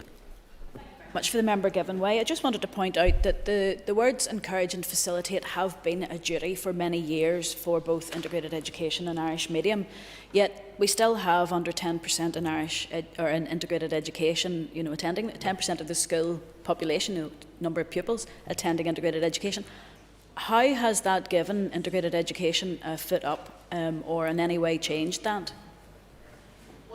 Parents make their levels of choices. Now, there will be some schools that are oversubscribed. As Minister in 2020, for instance, I saw the implications in terms of the oversubscription in terms of post-primary schools. And I saw a range of schools that were oversubscribed, ones that had gone down in terms of their numbers, ones that had gone up. And that was across all sectors. Indeed, I can think of a controlled school within Belfast that probably had the biggest single increase in terms of the demand for places within it. So there will always be schools that will be oversubscribed. But again, I point out, for those who are making the argument that this is a softer landing zone by saying it should be support for rather than promotion, no one has made that argument. No one has made any form of distinction as to why that should be the case. And it's clearly, implicitly admitted that when you have an additional duty that is there, which is not applicable to any other sector, you're not creating that level playing field that surely all of us should be looking for, but actually you're creating a situation in which one sector is advantaged over the others. And that is the fundamental problem with the amendments that have been put forward on that basis. And also the fundamental problem, particularly with clauses 4 and 5. Now, if we can turn to those, I should say as well that I think one of the slow burn success stories that have been there has been area planning, where we have started to see work going on between the different sectors. There has been for many years, and not without a level of merit, criticism of the education system that we have a silo mentality, that different sectors operate, look after their own sectors, and obviously they have to be advocates for their own sector, but when it comes to distribution of schools, distribution of places, they operate within that silo mentality. Area planning is beginning to break that down, and it breaks it down because every sector has a direct place at the table. That was made clear from the start, and it's been put in practice. It was in practice in 2016 when I was Minister. It's in practice under the current Minister. And the Minister is driving an area planning process which is everyone represented, and which therefore we actually look for area solutions rather than sectoral solutions. We look for what is best for all the children within the area, and that is surely something we should be encouraging. The problem with what is put forward, particularly in clauses 4 and 5, is it takes a step back from that. It takes education in the wrong direction. In the same way as we mentioned yesterday, that by dealing with one sector ahead of a broader review of education, it is compartmentalising it and actually getting it the wrong way round. To have something which is purely focused in terms of delivery on one sector and starts removing that sector out of the concept of area planning is a retrograde step. Now, we have seen, I think, within that, if we look again in terms of the implications of clauses 4 and 5 of the legislation. On clause 4, again, it is based around the ideas, as mentioned, of support for integrated education above all other sectors. There's a fundamental flaw there. On clause 5, whether it is simply meeting the demand or looking to meet the demand, but also as part of that places a duty in terms of aiming to increase the demand for the provision of integrated education. So this is not simply a matter of facilitating parental choice. It is saying one sector is good, the rest clearly less so, and there must be a promotion of that. Now, what is the implication of that, and indeed for area planning, for the Education Authority? It suggests that they will come to any decision looking over their shoulder as to what legal challenge could be made to that. And indeed, this will be a whole minefield potentially of legal challenges. And that will undoubtedly influence the decisions that will be there from the Education Authority. The Education Authority is meant to encompass all sectors and every child in Northern Ireland. And as such, is supposed to take an objective view and a neutral view, which actually then decides and indeed puts forward proposals in terms of area planning based upon the merits of the individual application on that basis. But yet, not simply will there be that, but also within clause 5.1, it places a requirement of monitoring the number of success of applications for integrated education. So consequently, on any proposal to the Education Authority, they will be looking and saying, actually, is this helping to meet our targets? Is it helping to increase this? Rather than looking at the merits of the cases. Now, mention one thing I think which I agreed with the sponsor of the bill yesterday. Whenever the issue of ethos was talking about, I think she expressed a concern from within the integrated education sector that there would be, if I maybe use the phrase, a certain level of occasionally of false converts to the cause of integrated education. That from that perspective, and in terms of different development proposals that myself or the current minister have looked at, there have been sometimes in terms of integrated education proposals for an individual school, some have had merit and have been approved, some have felt to fall short. And indeed, I can think of at least one example, I'm sure the member will agree with me, where actually a proposal for transformation into an integrated school was directly opposed by NICE, for example. I suspect that's not unique on that basis. Yet, all those proposals, whether in relation to an integrated school or a controlled school or a maintained school, whether it is on the basis of amalgamation, closure, changes in terms of numbers, should always be treated entirely on their merit. But if the Education Authority is looking over its shoulder and actually knowing that there is a duty on them to monitor the successes of applications, that clearly means that it colours the approach that is taken. I think that is a flaw within that. Yes, I'll give way.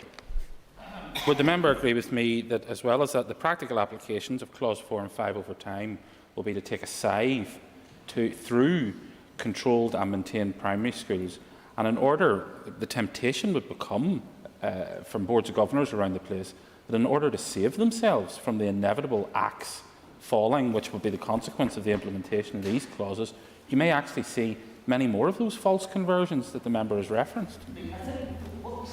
We see a range, particularly if we look at applications for changes to integrated status, and I think a lot of them are very well merited, a lot of them, the bulk of them I think are very genuine, but there's also ones, and particularly in the context of a wider pressure on budgets, a wider pressure on a need to transform from the point of view of area planning.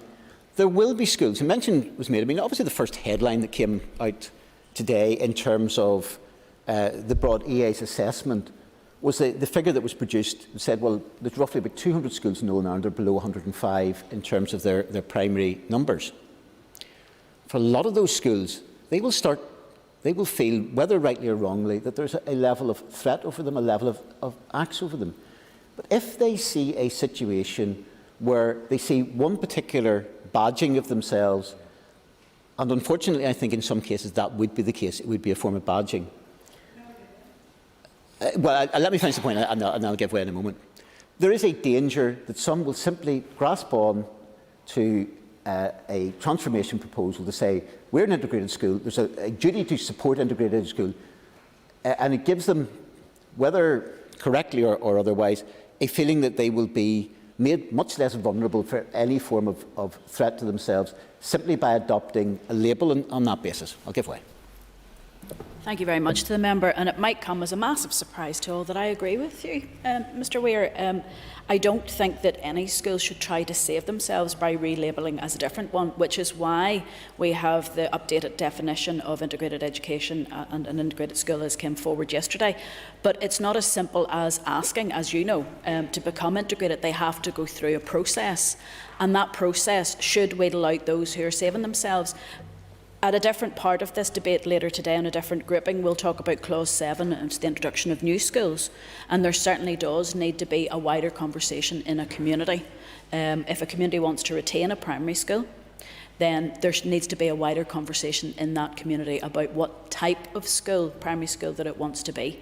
And I agree with you completely. We have a lot of small schools, and I have actually been on record in this House saying that the only primary school that I believe that should be protected is the one on Rathlin.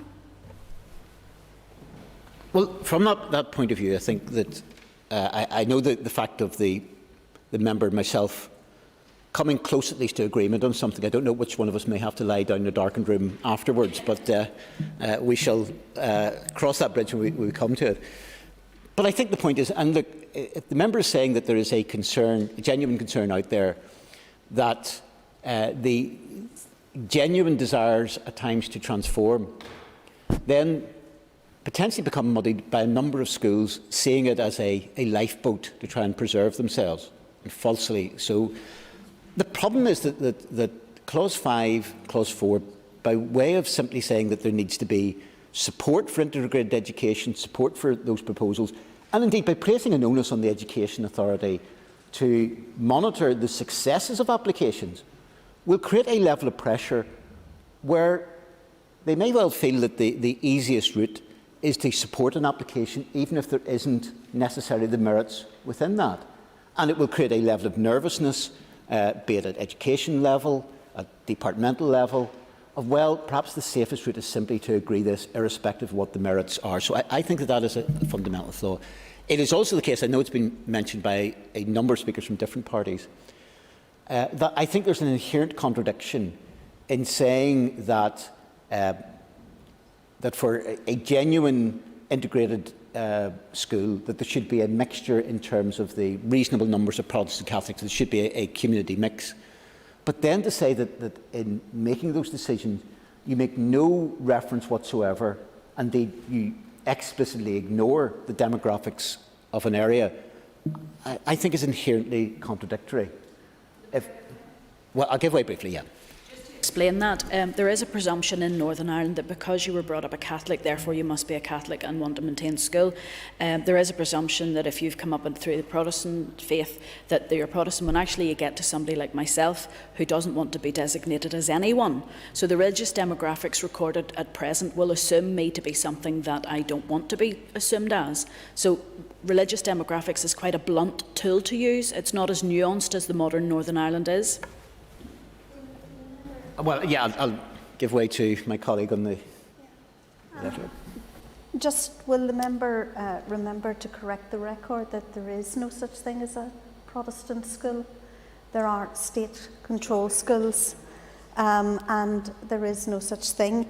And secondly, will the member accept that sweeping generalisations like Catholics go to Catholic schools and Protestants go to Protestant schools is entirely wrong?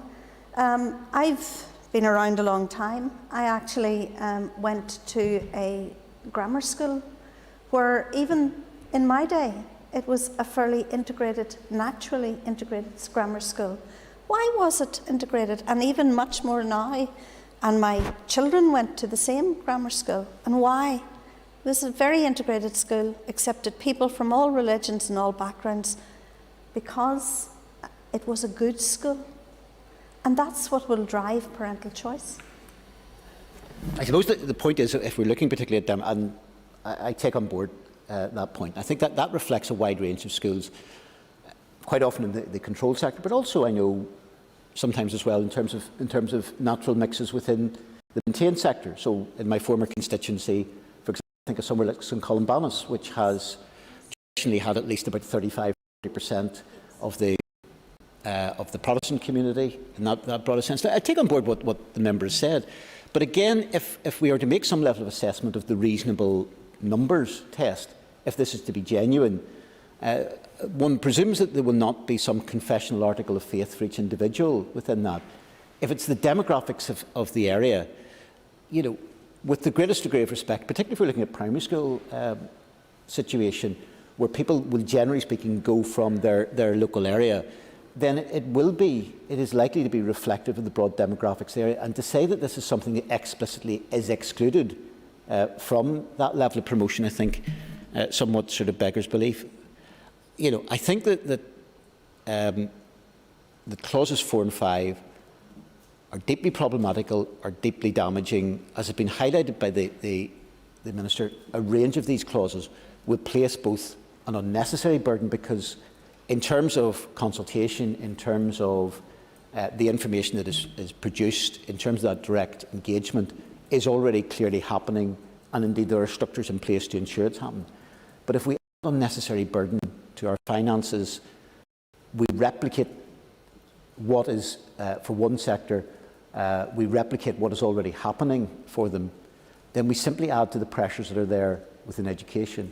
And as anyone who has ever been in the position in terms of a position, I suspect it's a similar position to the current Minister, to myself, one of the greatest worries that is always there for any education minister, what sometimes keeps education ministers awake at night, is the knowledge of where we are financially, the pressures that are there. And it's not just an abstract concept, it's the knowledge that the lack of money means that there is not that level of provision, the maximum provision that we can make for our children. We should be looking at what have the maximum frontline resources for all our children, irrespective of what school they go to, irrespective of what religion, what background, whether they come from a completely secular background or indeed other religions. That should be the driver, and therefore to place additional burdens as would be envisaged by this legislation. So in particular, I would urge people to join in the opposition to clauses 4 and 5. We are not simply, with those, simply removing a particular issue, but through the Office of Legislative Counsel and the Minister's amendment, we actually have something which is much more fit for purpose and ensures that, particularly as regards area planning, we have both equality and we have a more collegiate approach, a much more joined-up approach. And surely that is a direction that all of us should be looking to go in when it comes to education. Thank you, Mr. Speaker. Call Christopher Stalford. Thank you, Mr. Deputy Speaker. I rise to indicate my support for the amendments that other of my party colleagues have, and my opposition to clauses 4 and 5 standing part of the bill. At previous stages, when these measures were being debated, and I'm loath to quote him again, but I will, the member for Lagan Valley, Mr. Butler, indicated that with certain tweaks, the Ulster Unionist Party would find the provisions of this bill acceptable. And I accept that the sponsor of the bill certainly provided a tweak, the tiniest of tweaks possible, because the word promote was replaced with support. But the dictionary definition of the word promote is to support. Tara Head. Member for Givenway. I don't have a degree or an A-level in English literature, and often I lean into the dictionary to get maybe an alternative word, and it'll give you 15 alternative words, but when you read them you'll see in context that sometimes they don't fit the narrative, and in this narrative the word has been changed and an explanation of the word has been given. So when anybody reads this bill, they don't have to go to a dictionary, the Oxford Dictionary, to see what the word means. It's given in this legislation, so it's a moot point. Promote means support, and support means promote, and the member for Lagan Valley can dance on the head of a pin all he likes, because the truth of the matter is that the bill's sponsor gave him nothing. No. Gave him nothing. I'll give way later. Would you calm yourself? The member needs to calm himself. I shall give way once I make some progress. The member needs to calm himself.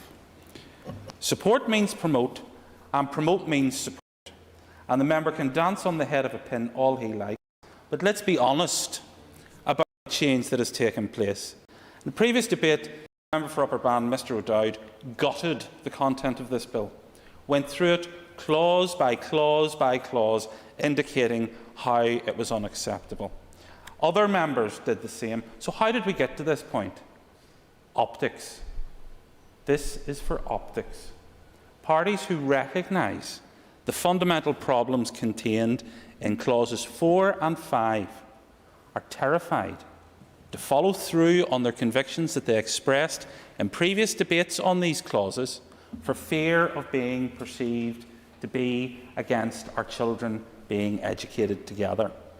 And I say to them, it is perfectly compatible to oppose the provisions of these clauses, which will raise one sector above others. It is perfectly compatible to oppose clauses 4 and clause 4 and clause 5 and still believe in our children being educated together. If I could quote two members, Mr Jerry Campbell, the Chief Executive of the Council for Catholic Maintained Schools, speaking in relation to this issue, he described it as a bill that might create a two-tier education system. Bishop Donald McKeown said, in many, many ways, it's a very radical piece of legislation, but also a very narrow piece of legislation. All our schools would intentionally promote an ethos of diversity and so on. So this is a bill that can really be promoted in only one type of school, according to its content. That's my addition. Catholic education, says Mr Campbell, is naturally inclusive and provides the opportunity for holistic growth, academic excellence and achievement for all.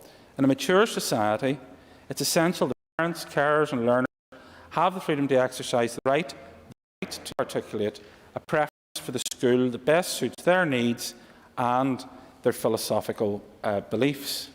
The Transfers Representative Council, which included, their delegation included Dr Andrew Brown and Karen Jardine from the Presbyterian Church in Ireland, Dr Peter Hamill of the Church of Ireland and Dr Antia Gracie of the Methodist Church.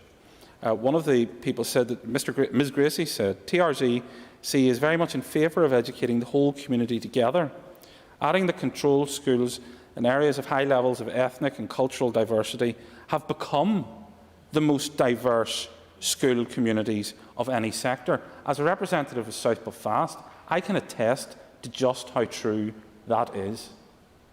Just because a school doesn't have the word integrated on the sign over the door does not mean it is not an inclusive school or that the children that go to it don't enjoy an inclusive educational experience that exposes them to other identities, other cultures and other traditions. In their submission to the inquiry, the Transfers Representative Council said, to have a strategy for just one sector would create an imbalance and focus valuable and scarce resources on one aspect of education to the potential detriment of other children and young people in other sectors. Funding should be fair for all sectors and not be dedicated to only one sector. Funding might be better directed to targeting educational underachievement and seeking better educational outcomes across the school system, rather than focusing on one sector in particular. The entire purpose of this legislation is to focus on one sector in particular. And in earlier debates, the sponsor of the bill, and I'm happy to give way and be corrected if I'm wrong. If I'm quoting you wrong, I apologise, but I think on one occasion she said, I'm here to speak for the integrated sector. So the sponsor of the bill has never hidden that she is here to speak for the interests of one sector, and that is what lies at the heart of this bill. Certainly. Just for clarity, Deputy Speaker, that it says on page 1 of the bill, a bill to make provision about integrated education and for connected purposes. It is not in the scope of this bill, and that has been explained to me legally, to talk about any other sector. The name of the bill is the Integrated Education Bill. Certainly, and I don't dispute that. I suppose I'm trying to cut more to the motivation rather than the content, but I'll get back to the content. But there's no doubt this piece of legislation exists for the promotion of one sector. In my view, not necessarily in hers, but in my view, that can only mean to the detriment of others, particularly in the context. And we heard the announcement today, we need 2,000 new special educational needs places in Northern Ireland. There's 200 schools, most of which are in rural communities, that are facing closure because of the numbers. I wonder how many of them are in Strangford that are facing closure. When we're dealing with finite budgets, when we're dealing with all the sorts of problems that are much wider than the integrated sector, then it surely represents jumping the gun to try and ram this legislation through, without considering the review of education and its findings that every party in this chamber was committed to. And so, if I could go back to what the transfer said, the TRC regrets the perception created by the policy objective that sectors other than the integrated sector are not inclusive. The TRC would be interested to learn more about the engagement that the bill's sponsors had with initial teacher training providers on this specific proposal, and evidence which suggests that student teachers are not receiving instruction on how to be inclusive. Now, that was thrashed out a bit in the debate last night. We had an admission that the ethos of schools would be investigated to ensure that they were conforming to the expectations of the bill's sponsors. I personally have yet to see a school anywhere in Northern Ireland where children have been inculcated in anything other than respect, tolerance, appreciation of diversity.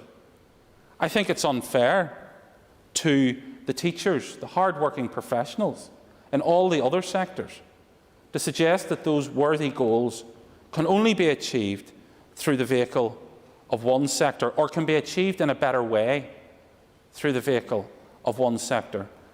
I don't accept that.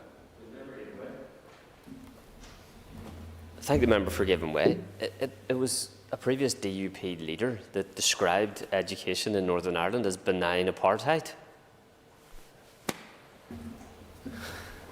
And your solution to that would be and the solution of the member to that would be to promote one sector over all others, rather than us striving for the worthy goal, the goal that at least I assume we all believed in, of trying to create a single educational sector, in which a single educational aegis in which all of our children can be educated together. You're not going to achieve that goal by putting the integrated sector on steroids and promoting them to the disadvantage of everyone else. That is not going to achieve the goal. But in terms of the general principle, I absolutely agree that we should have a single educational sector that respects and values people's differences. But that goal of breaking down those divisions isn't going to be achieved by this measure. Thank the member for giving way briefly, just to ensure there's accuracy. There's a lot being said about what the bill purports to do. The bill proposes to identify, assess and aim to meet demand for parental and pupil choice for integrated education.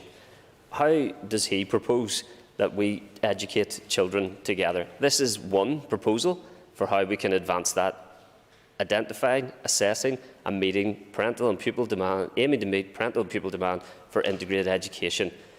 A lot's been said about this particular bill. This is one attempt.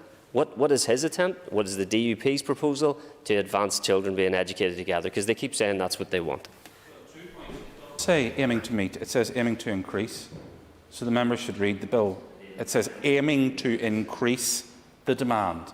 And the way in which the member knows that the way in which increasing the demand will come about is by putting, I can think of situations where long-standing schools that have been delivering good quality education no, just let me make some progress.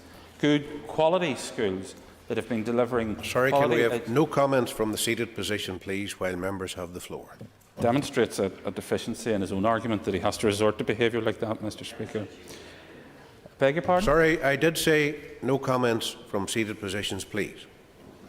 The member's been here longer than me. He really should know good manners. He's been here much longer than I have. The bill says, aiming to increase the demand for the provision of integrated education. And I can point to examples around the place where long-standing controlled primary schools seeking new buildings. They don't get the new buildings, but the nearest integrated school gets a new building because of the already existing obligation on the department to promote integrated education, an advantage that the local controlled primary school doesn't enjoy. And what happens when you provide, because of the provisions that are already in existence, when you provide new buildings, new facilities, people vote with their feet. The integrated school will grow, but the existing school, which has been providing education for generations in an area, withers and dies. And I have seen that, examples of that happening because of the existing provisions. But the members, the provisions of this bill say that those existing provisions in law to promote integrated education don't go far enough. The consequence of this piece of legislation, if passed, will be to discriminate against controlled and maintained schools. And those members who represent particularly rural constituencies where we're facing all sorts of challenges in terms of school provisions and school numbers, I would urge members not to pass clauses 4 and 5, to allow for the review of education that we all signed up to, which the Alliance Party claimed great credit for getting into New Decade, New Approach. Well, let that run its course. Don't jump the gun. I believe there's a place for integrated education, but it shouldn't be at the expense of controlled schools and maintained schools. And I just want to finish with one final point. I am a parent.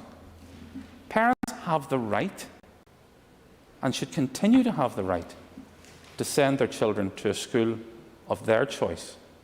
And I think that fundamentally, I think Clause 5 does represent a threat to that right. I call Jim Allister. Thank you, Deputy Speaker. In clauses 4 and 5, we come to the very heart of this bill and can see very clearly what it is trying to do.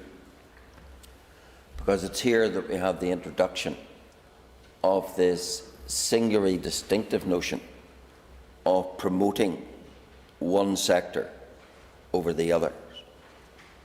I think the starting point for us should be to remind ourselves what Article 3 of the Education Reform Northern Ireland Order of 1989 says. And it says this: it shall be the duty of the Department to promote the education of the people of Northern Ireland. To promote the education of the people of Northern Ireland. That's a generic requirement. It's a non-discriminatory requirement. It's something that applies to us all. First duty, to promote the education of the people of Northern Ireland. What this bill radically does is to deploy the language of promotion, which of course is a proactive word, and to apply it singularly to one sector of education. And in doing that, it sets that sector apart of necessity, because you can't promote one sector without setting it apart from all other sectors. And whether you call it promote or support, frankly, makes little difference. In the coming weeks and months, I and other party leaders will go around this country promoting our candidates or supporting our candidates. What's the difference? To promote, to support, is to seek to give advantage to,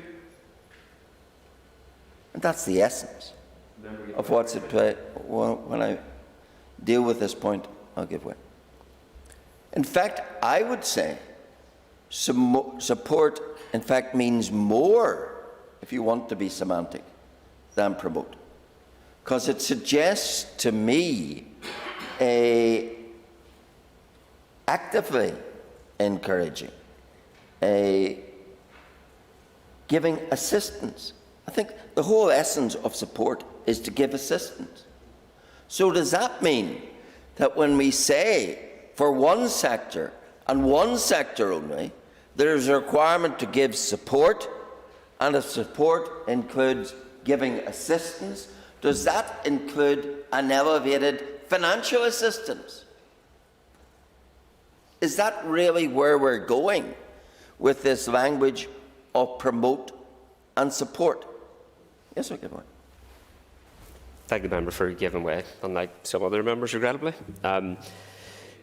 We don't have to speculate. We don't have to debate what promote or support means.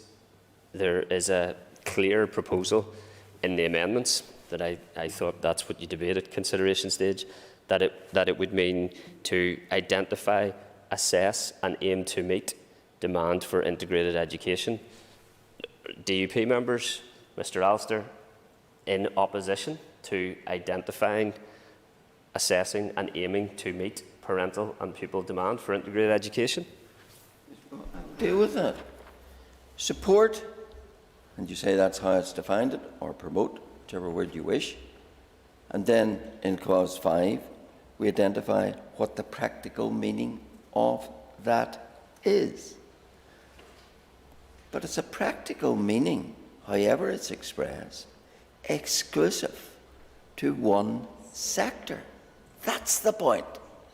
It's only in respect of one sector that we wish to identify, that we wish to assess, that we wish to monitor, all with the aim of meeting or increasing the demand for integrated education. It's only in that, when I deal with this, it's only in that one sector that we're giving that privilege. That's why 4 and 5 create this hierarchy within education. And I asked the question yesterday, why is it necessary to give that hierarchical preference to one sector and not to others?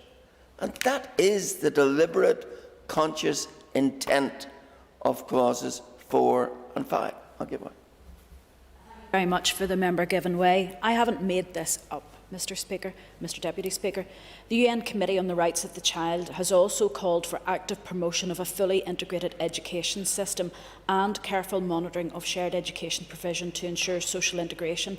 These recommendations were made to the UK Government in 2002, 2008 and 2016 to facilitate compliance with children's educational rights under the United Nations Convention on the Right of the Child, UNCRC 92. They've asked for active and proactive promotion of a fully integrated education system. I haven't made this up. I'm reacting to international and other reports that have come forward within Northern Ireland. If the United Nations of whatever vote invites me to discriminate, I'm sorry, I'm going to disappoint them in terms of my approach to this matter. Yes, I give way to Mr. Tom. The important word in the previous sentences that were just used by the sponsor of the bill is education system. This is not about the development of an education system. This is about putting one education sector on hyperdrive at the expense of all the rest. Because we already have, under the 89 order, an education system which encourages and facilitates integrated education. Now, obviously, for the sponsor and for her supporters, that isn't enough. They want to take that sector, already fitted with encouragement and facilitation, and give them more. And what is the more? It's promotion, it's support. And support to the very point in 5B that you must provide sufficient places. You must meet demand. It's demand-led, not in any other sector, but to be demand-led in the integrated sector. Now, how does that not create preference and hierarchy for that integrated education sector? Of course it does. That's the intent of this bill, and that's why this bill is undeserving of support of this House. Indeed, undeserving of the very ethos of the Alliance Party, if I might say. One of the dangers when you're whiling away time here, sitting to wait to speak, is that you think of looking up something. So I thought I'd take a look at the Alliance website, and I thought I'd read the vision statement of the Alliance Party, and how apt it is to believe in a shared society free from discrimination, except you happen to be the controlled or maintained sector, it seems, where everyone is treated fairly, except if you're the controlled or maintained sector, it seems. So even by the Alliance Party, the sponsor's own party standard, treating everyone fairly, freedom from discrimination, this bill fails the test because it doesn't treat other sectors fairly. It advances, it promotes, it supports above others the other sectors.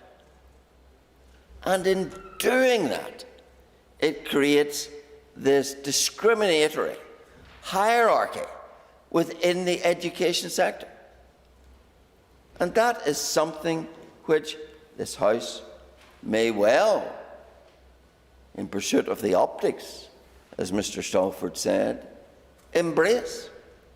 But in embracing it, it's doing no service to the education of our children. It's doing no service to the fulfilment of the primary duty of the Department towards the education of all the people of Northern Ireland. And that really is the essence of this matter. And then in these amendments, we have this change from providing sufficient places in integrated education to meet the demand for integrated education. We're going to change that to aim to meet. Again, aren't we playing with words? If there's a duty to provide sufficient places, that's the starting point of the duty, to provide sufficient places for the aim, then that's what has to be delivered. That's what has to be attained. And again, nowhere else is that facility and that leg up given to any other sector. And that inevitably will lead through to privileged and additional, in comparison with others, expenditure on that sector. Because to meet that need, to facilitate everyone who applies for Lagan College or Swamish College or whatever, to facilitate them getting their place, you have to increase the facility and the financing of those schools. So it is a passport to privilege. for the integrated sector. That's the fundamental flaw in this bill. Yes? Thank the member for giving way. I think that is a misrepresentation of the bill. He references the key aim to promote the education of the people of Northern Ireland. For me, the heart of this bill is about identifying, assessing, identifying and meeting what the people of Northern Ireland want from education. And in particular, as you say, to ensure that we identify, assess and aim to meet the demand of parents and pupils who wish to attend integrated education, given the difficulty that they have to access that at the moment in time. Surely that is consistent with the key aim that he sets out in terms of the education of the people of Northern Ireland.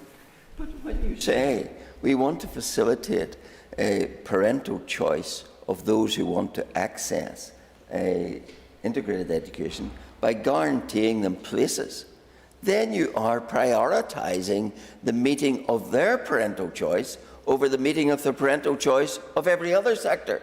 So if their parental choice is, I want to go to a maintained school or an Irish medium school or a controlled school, no special privilege, no statutory obligation, and that's what it is.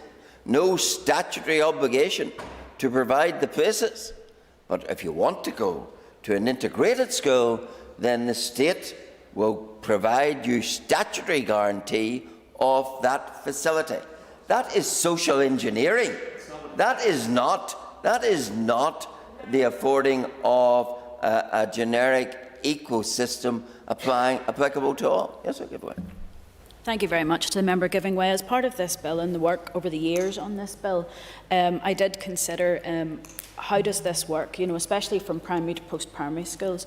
And just to assure him that when I spoke to many parents, two sectoral bodies, two different parts of the education landscape, it was confirmed parents do put down their preference on their transfer papers.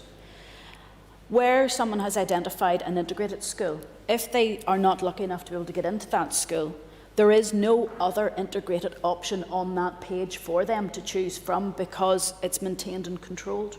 I would imagine that I could agree with Mr Allister if integrated education was provided and there was lots of availability across Northern Ireland, but the simple fact is that when a child is not able to get into their local integrated school, it is very unlikely that they will stay within the integrated sector and they will have to then go against their parents' preference into another sector.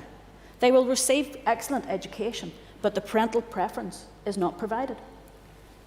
But the way to deal with that is not to create privilege and special status for one sector, because what the member is seeking to do is to say, if you'll not be disappointed any longer about getting into Lagan College, the Department of the Education Authority will make sure there's an extra 200 places.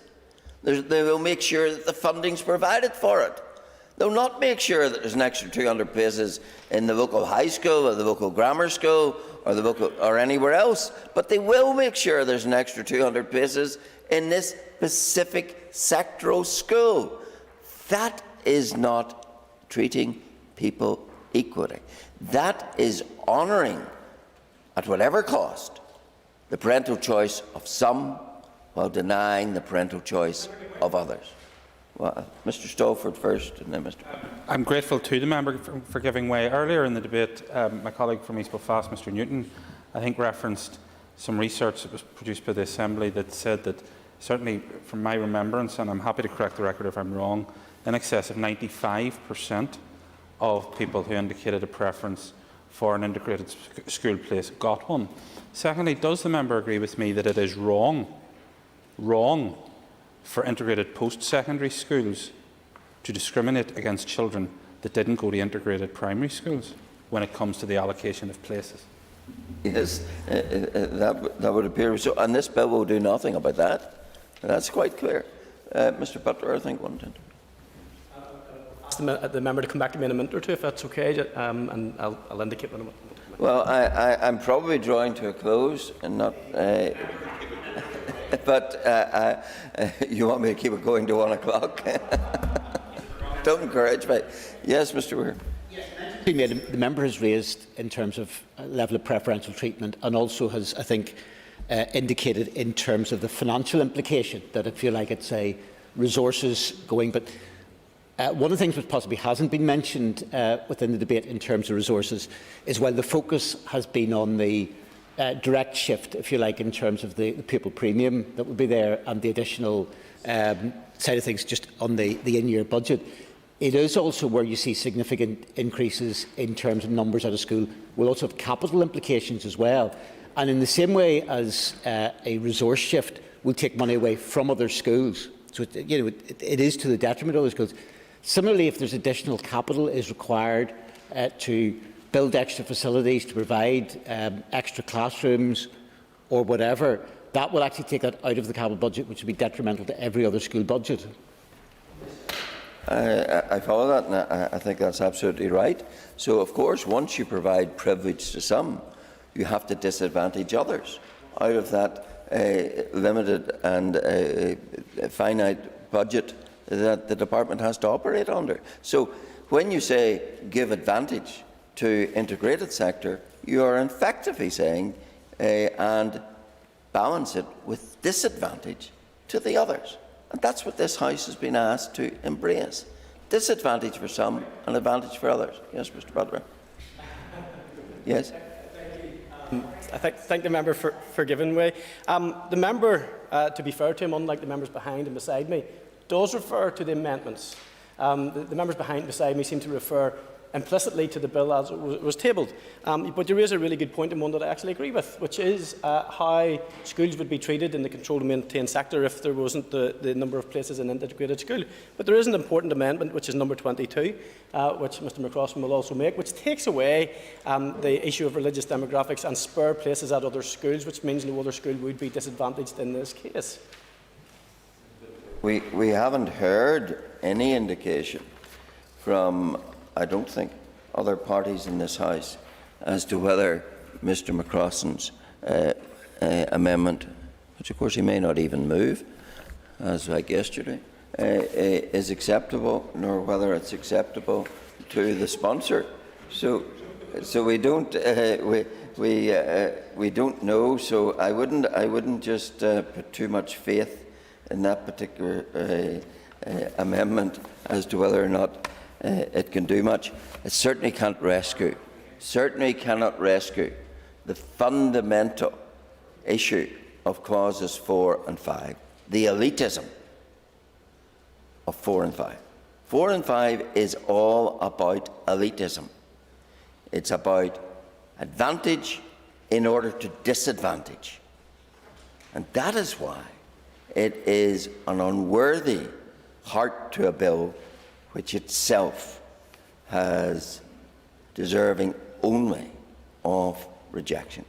And particularly on a day when we have area planning announcements made, which are made on the premise of our existing provisions. Now comes along a proposed change in legislation which will alter all of that, adding hugely to costs and redefining all the future planning.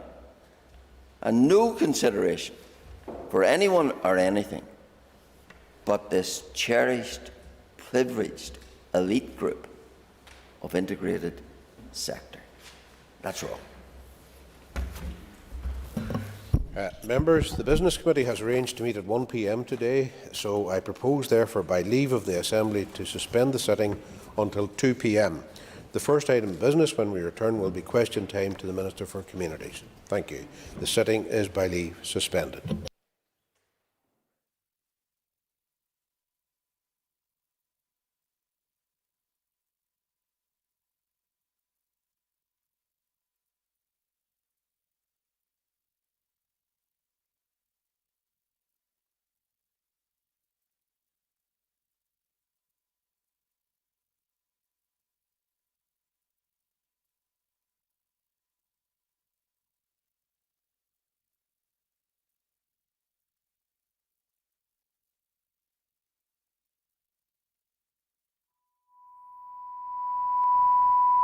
This is the Northern Ireland Assembly Plenary Programme Sound. This is the Northern Ireland Assembly Plenary Programme signed. This is the Northern Ireland Assembly Plenary. Programme signed. This is the Northern Ireland Assembly Plenary. Programme signed. This is the Northern Ireland Assembly Plenary. Programme signed. This is the Northern Ireland Assembly Plenary. Programme signed. This is the Northern Ireland Assembly Plenary. Programme signed. This is the Northern Ireland Assembly Plenary. Programme signed. This is the Northern Ireland Assembly Plenary. Programme signed. This is the Northern Ireland Assembly Plenary. Programme signed. This is the Northern Ireland Assembly Plenary. Programme signed. This is the Northern Ireland Assembly Plenary. Programme signed. This is the Northern Ireland Assembly Plenary. Programme signed. This is the Northern Ireland Assembly Plenary. Programme signed. This is the Northern Ireland Assembly Plenary. Programme signed. This is the Northern Ireland Assembly Plenary. Programme signed. This is the Northern Ireland Assembly Plenary. Programme signed. This is the Northern Ireland Assembly Plenary. Programme signed. This is the Northern Ireland Assembly Plenary. Programme signed. This is the Northern Ireland Assembly Plenary. Programme signed. This is the Northern Ireland Assembly Plenary. Programme signed. This is the Northern Ireland Assembly Plenary. Programme signed. This is the Northern Ireland Assembly Plenary. Programme signed. This is the Northern Ireland Assembly Plenary. Programme signed. This is the Northern Ireland Assembly Plenary. Programme signed. This is the Northern Ireland Assembly Plenary. Programme signed. This is the Northern Ireland Assembly Plenary. Programme signed.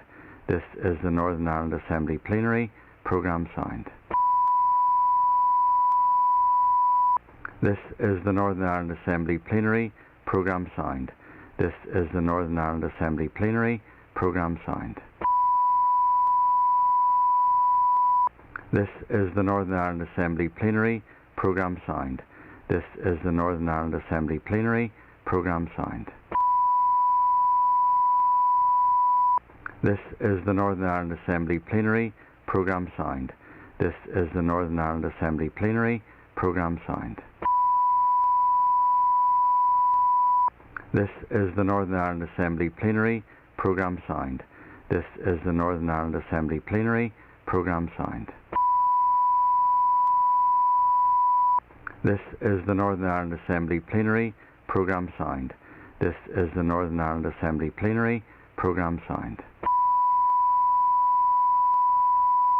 This is the Northern Ireland Assembly Plenary. Programme signed.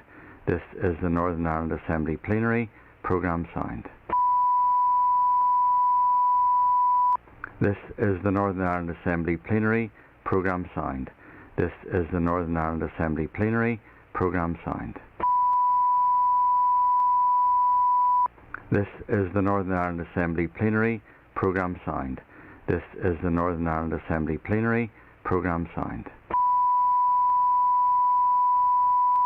This is the Northern Ireland Assembly Plenary. Programme signed. This is the Northern Ireland Assembly Plenary. Programme signed. This is the Northern Ireland Assembly Plenary. Programme signed. This is the Northern Ireland Assembly Plenary. Programme signed. This is the Northern Ireland Assembly Plenary. Programme signed. This is the Northern Ireland Assembly Plenary. Programme signed. This is the Northern Ireland Assembly Plenary. Programme signed. This is the Northern Ireland Assembly Plenary. Programme signed. This is the Northern Ireland Assembly Plenary. Programme signed. This is the Northern Ireland Assembly Plenary. Programme signed. This is the Northern Ireland Assembly Plenary. Programme signed. This is the Northern Ireland Assembly Plenary.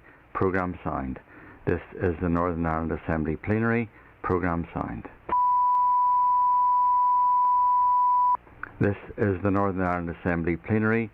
Programme signed. This is the Northern Ireland Assembly Plenary. Programme signed. This is the Northern Ireland Assembly Plenary. Programme signed. This is the Northern Ireland Assembly Plenary. Programme signed. This is the Northern Ireland Assembly Plenary. Programme signed. This is the Northern Ireland Assembly Plenary. Programme signed. This is the Northern Ireland Assembly Plenary. Programme signed. This is the Northern Ireland Assembly Plenary. Programme signed. This is the Northern Ireland Assembly Plenary. Programme signed. This is the Northern Ireland Assembly Plenary. Programme signed. This is the Northern Ireland Assembly Plenary. Programme signed. This is the Northern Ireland Assembly Plenary. Programme signed. This is the Northern Ireland Assembly Plenary. Programme signed. This is the Northern Ireland Assembly Plenary. Programme signed. This is the Northern Ireland Assembly Plenary. Programme signed. This is the Northern Ireland Assembly Plenary. Programme signed. This is the Northern Ireland Assembly Plenary. Programme signed. This is the Northern Ireland Assembly Plenary. Programme signed. This is the Northern Ireland Assembly Plenary. Programme signed. This is the Northern Ireland Assembly Plenary. Programme signed. This is the Northern Ireland Assembly Plenary. Programme signed. This is the Northern Ireland Assembly Plenary. Programme signed. This is the Northern Ireland Assembly Plenary. Programme signed. This is the Northern Ireland Assembly Plenary. Programme signed. This is the Northern Ireland Assembly Plenary. Programme signed. This is the Northern Ireland Assembly Plenary. Programme signed.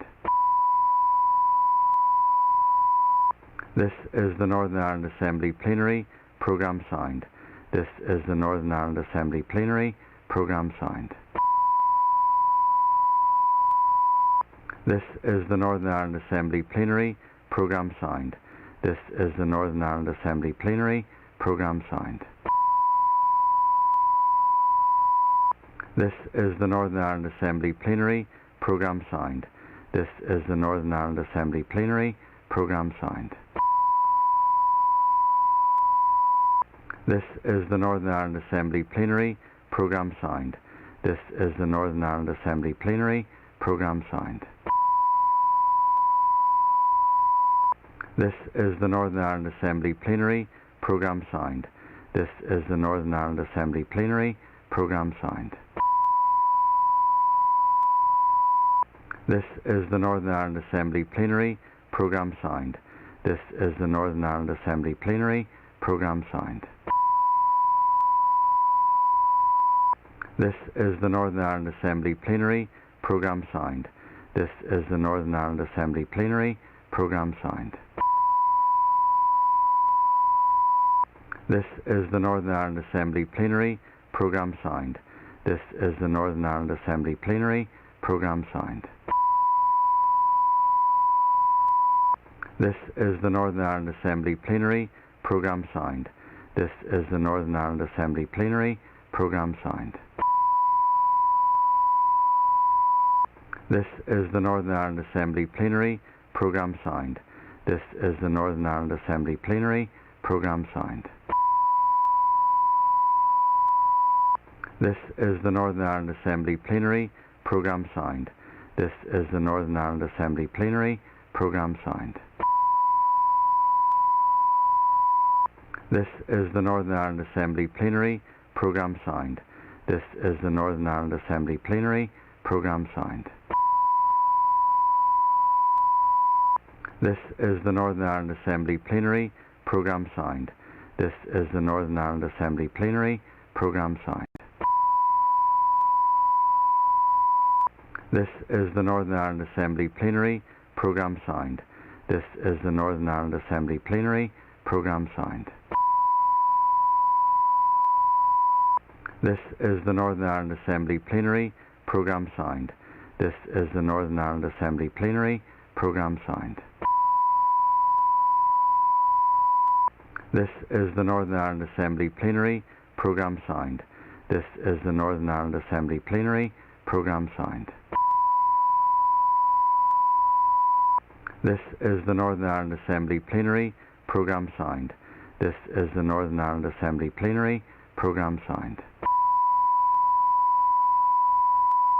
This is the Northern Ireland Assembly Plenary. Programme signed. This is the Northern Ireland Assembly Plenary. Programme signed. This is the Northern Ireland Assembly Plenary. Programme signed. This is the Northern Ireland Assembly Plenary. Programme signed. This is the Northern Ireland Assembly Plenary. Programme signed. This is the Northern Ireland Assembly Plenary. Programme signed. This is the Northern Ireland Assembly Plenary. Programme signed. This is the Northern Ireland Assembly Plenary. Programme signed. This is the Northern Ireland Assembly Plenary. Programme signed. This is the Northern Ireland Assembly Plenary. Programme signed. This is the Northern Ireland Assembly Plenary. Programme signed. This is the Northern Ireland Assembly Plenary. Programme signed. This is the Northern Ireland Assembly Plenary. Programme signed. This is the Northern Ireland Assembly Plenary. Programme signed. This is the Northern Ireland Assembly Plenary. Programme signed. This is the Northern Ireland Assembly Plenary. Programme signed. This is the Northern Ireland Assembly Plenary. Programme signed. This is the Northern Ireland Assembly Plenary. Programme signed. This is the Northern Ireland Assembly Plenary. Programme signed. This is the Northern Ireland Assembly Plenary. Programme signed. This is the Northern Ireland Assembly Plenary. Programme signed. This is the Northern Ireland Assembly Plenary.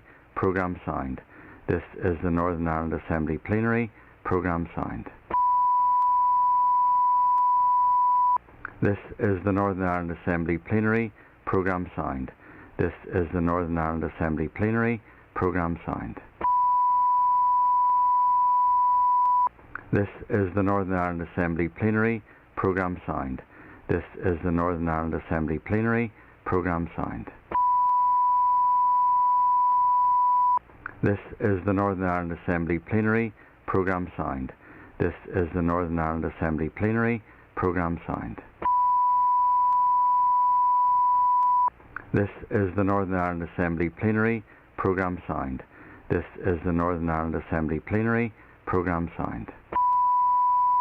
This is the Northern Ireland Assembly Plenary. Programme signed. This is the Northern Ireland Assembly Plenary. Programme signed. This is the Northern Ireland Assembly Plenary. Programme signed. This is the Northern Ireland Assembly Plenary. Programme signed. This is the Northern Ireland Assembly Plenary. Programme signed. This is the Northern Ireland Assembly Plenary. Programme signed. This is the Northern Ireland Assembly Plenary. Programme signed. This is the Northern Ireland Assembly Plenary. Programme signed. This is the Northern Ireland Assembly Plenary. Programme signed. This is the Northern Ireland Assembly Plenary. Programme signed.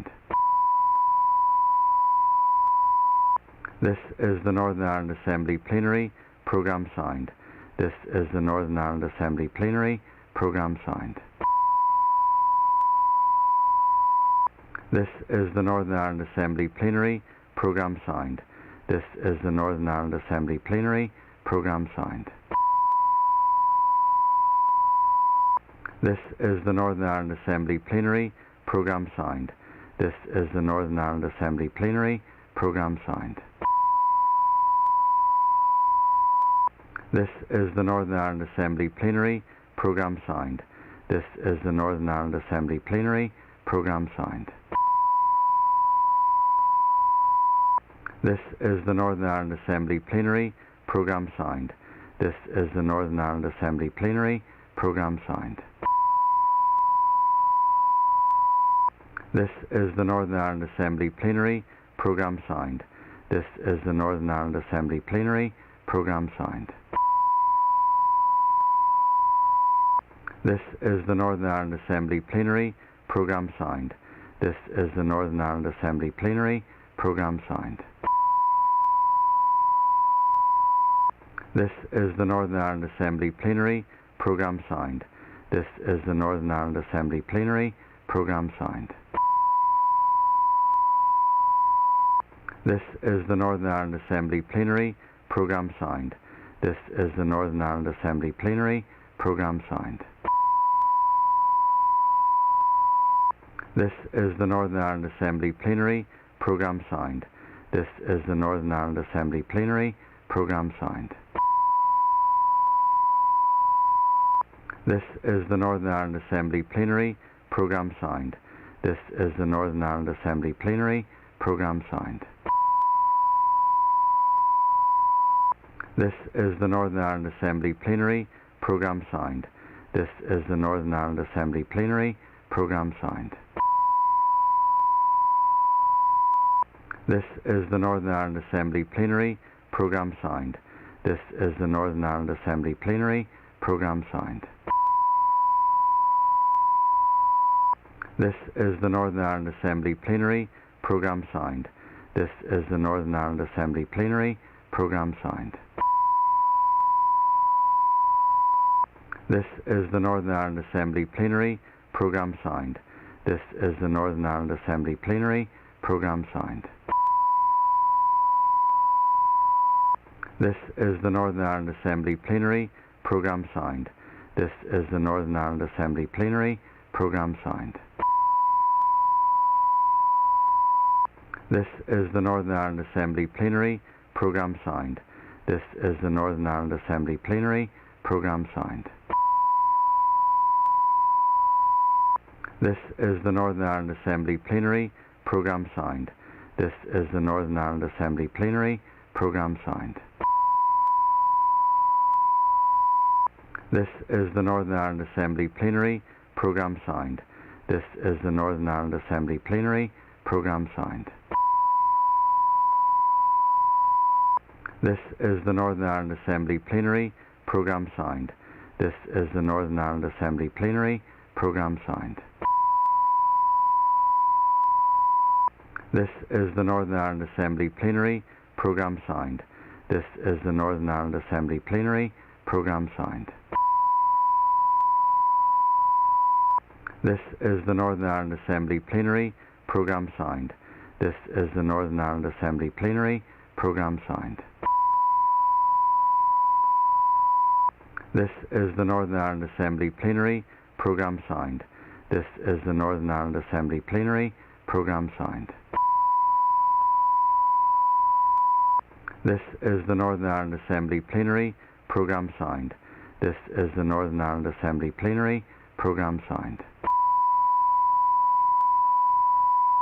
This is the Northern Ireland Assembly Plenary. Programme signed. This is the Northern Ireland Assembly Plenary. Programme signed. This is the Northern Ireland Assembly Plenary. Programme signed. This is the Northern Ireland Assembly Plenary. Programme signed. This is the Northern Ireland Assembly Plenary. Programme signed. This is the Northern Ireland Assembly Plenary. Programme signed. This is the Northern Ireland Assembly Plenary. Programme signed. This is the Northern Ireland Assembly Plenary. Programme signed. This is the Northern Ireland Assembly Plenary. Programme signed. This is the Northern Ireland Assembly Plenary. Programme signed. This is the Northern Ireland Assembly Plenary. Programme signed. This is the Northern Ireland Assembly Plenary. Programme signed. This is the Northern Ireland Assembly Plenary. Programme signed. This is the Northern Ireland Assembly Plenary. Programme signed.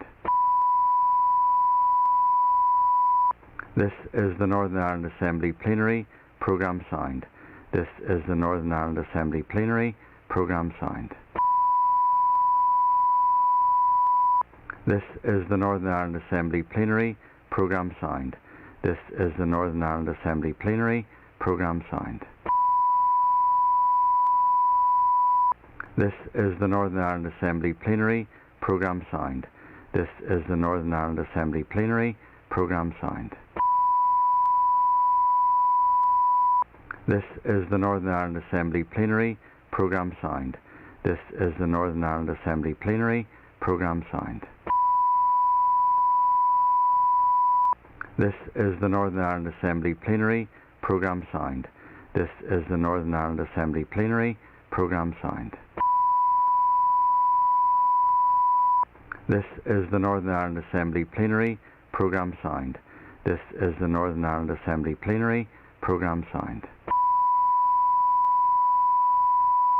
This is the Northern Ireland Assembly Plenary. Programme signed. This is the Northern Ireland Assembly Plenary. Programme signed. This is the Northern Ireland Assembly Plenary. Programme signed. This is the Northern Ireland Assembly Plenary. Programme signed. This is the Northern Ireland Assembly Plenary. Programme signed. This is the Northern Ireland Assembly Plenary. Programme signed. This is the Northern Ireland Assembly Plenary. Programme signed. This is the Northern Ireland Assembly Plenary. Programme signed. This is the Northern Ireland Assembly Plenary. Programme signed. This is the Northern Ireland Assembly Plenary. Programme signed. This is the Northern Ireland Assembly Plenary. Programme signed. This is the Northern Ireland Assembly Plenary. Programme signed.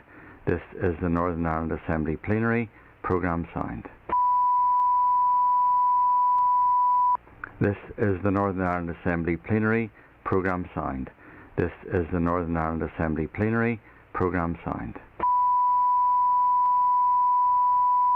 This is the Northern Ireland Assembly Plenary. Programme signed. This is the Northern Ireland Assembly Plenary. Programme signed. This is the Northern Ireland Assembly Plenary. Programme signed. This is the Northern Ireland Assembly Plenary. Programme signed. This is the Northern Ireland Assembly Plenary. Programme signed. This is the Northern Ireland Assembly Plenary. Programme signed. This is the Northern Ireland Assembly Plenary. Programme signed. This is the Northern Ireland Assembly Plenary. Programme signed. This is the Northern Ireland Assembly Plenary. Programme signed. This is the Northern Ireland Assembly Plenary. Programme signed.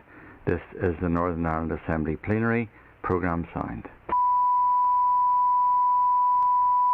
This is the Northern Ireland Assembly Plenary. Programme signed. This is the Northern Ireland Assembly Plenary. Programme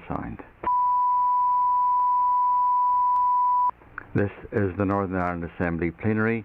Programme signed.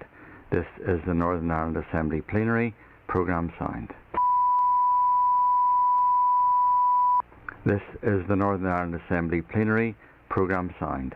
This is the Northern Ireland Assembly Plenary. Programme signed. This is the Northern Ireland Assembly Plenary. Programme signed. This is the Northern Ireland Assembly Plenary. Programme signed. This is the Northern Ireland Assembly Plenary. Programme signed. This is the Northern Ireland Assembly Plenary. Programme signed. This is the Northern Ireland Assembly Plenary. Programme signed. This is the Northern Ireland Assembly Plenary. Programme signed. This is the Northern Ireland Assembly Plenary. Programme signed. This is the Northern Ireland Assembly Plenary. Programme signed. This is the Northern Ireland Assembly Plenary. Programme signed. This is the Northern Ireland Assembly Plenary. Programme signed. This is the Northern Ireland Assembly Plenary. Programme signed. This is the Northern Ireland Assembly Plenary. Programme signed. This is the Northern Ireland Assembly Plenary. Programme signed. This is the Northern Ireland Assembly Plenary. Programme signed. This is the Northern Ireland Assembly Plenary. Programme signed. This is the Northern Ireland Assembly Plenary. Programme signed. This is the Northern Ireland Assembly Plenary. Programme signed.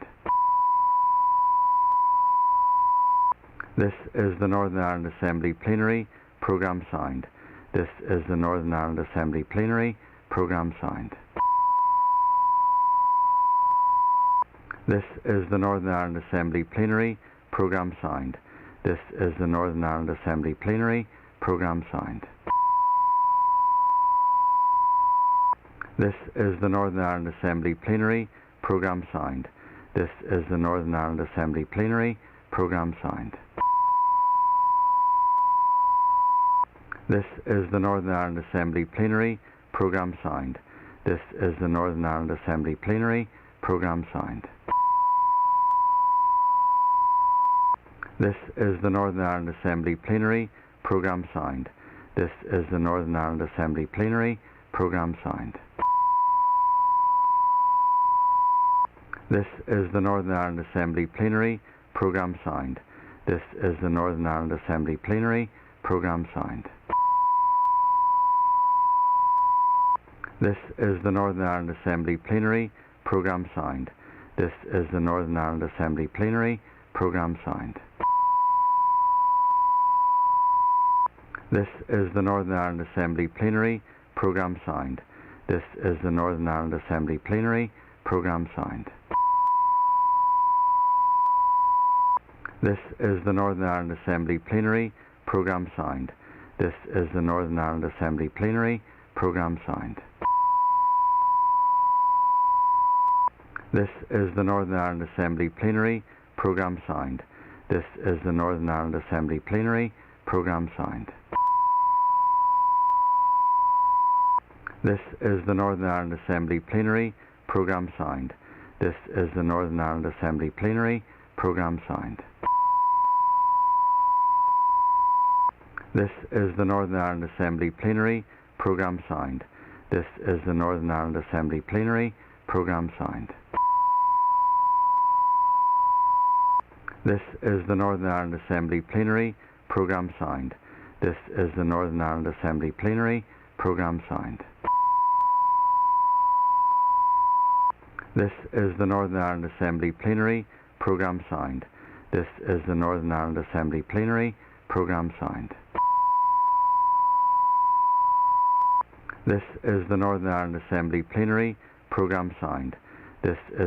signed. This is the Northern Ireland Assembly Plenary. Programme signed. This is the Northern Ireland Assembly Plenary. Programme signed. This is the Northern Ireland Assembly Plenary. Programme signed. This is the Northern Ireland Assembly Plenary. Programme signed. This is the Northern Ireland Assembly Plenary. Programme signed. This is the Northern Ireland Assembly Plenary. Programme signed. This is the Northern Ireland Assembly Plenary. Programme signed.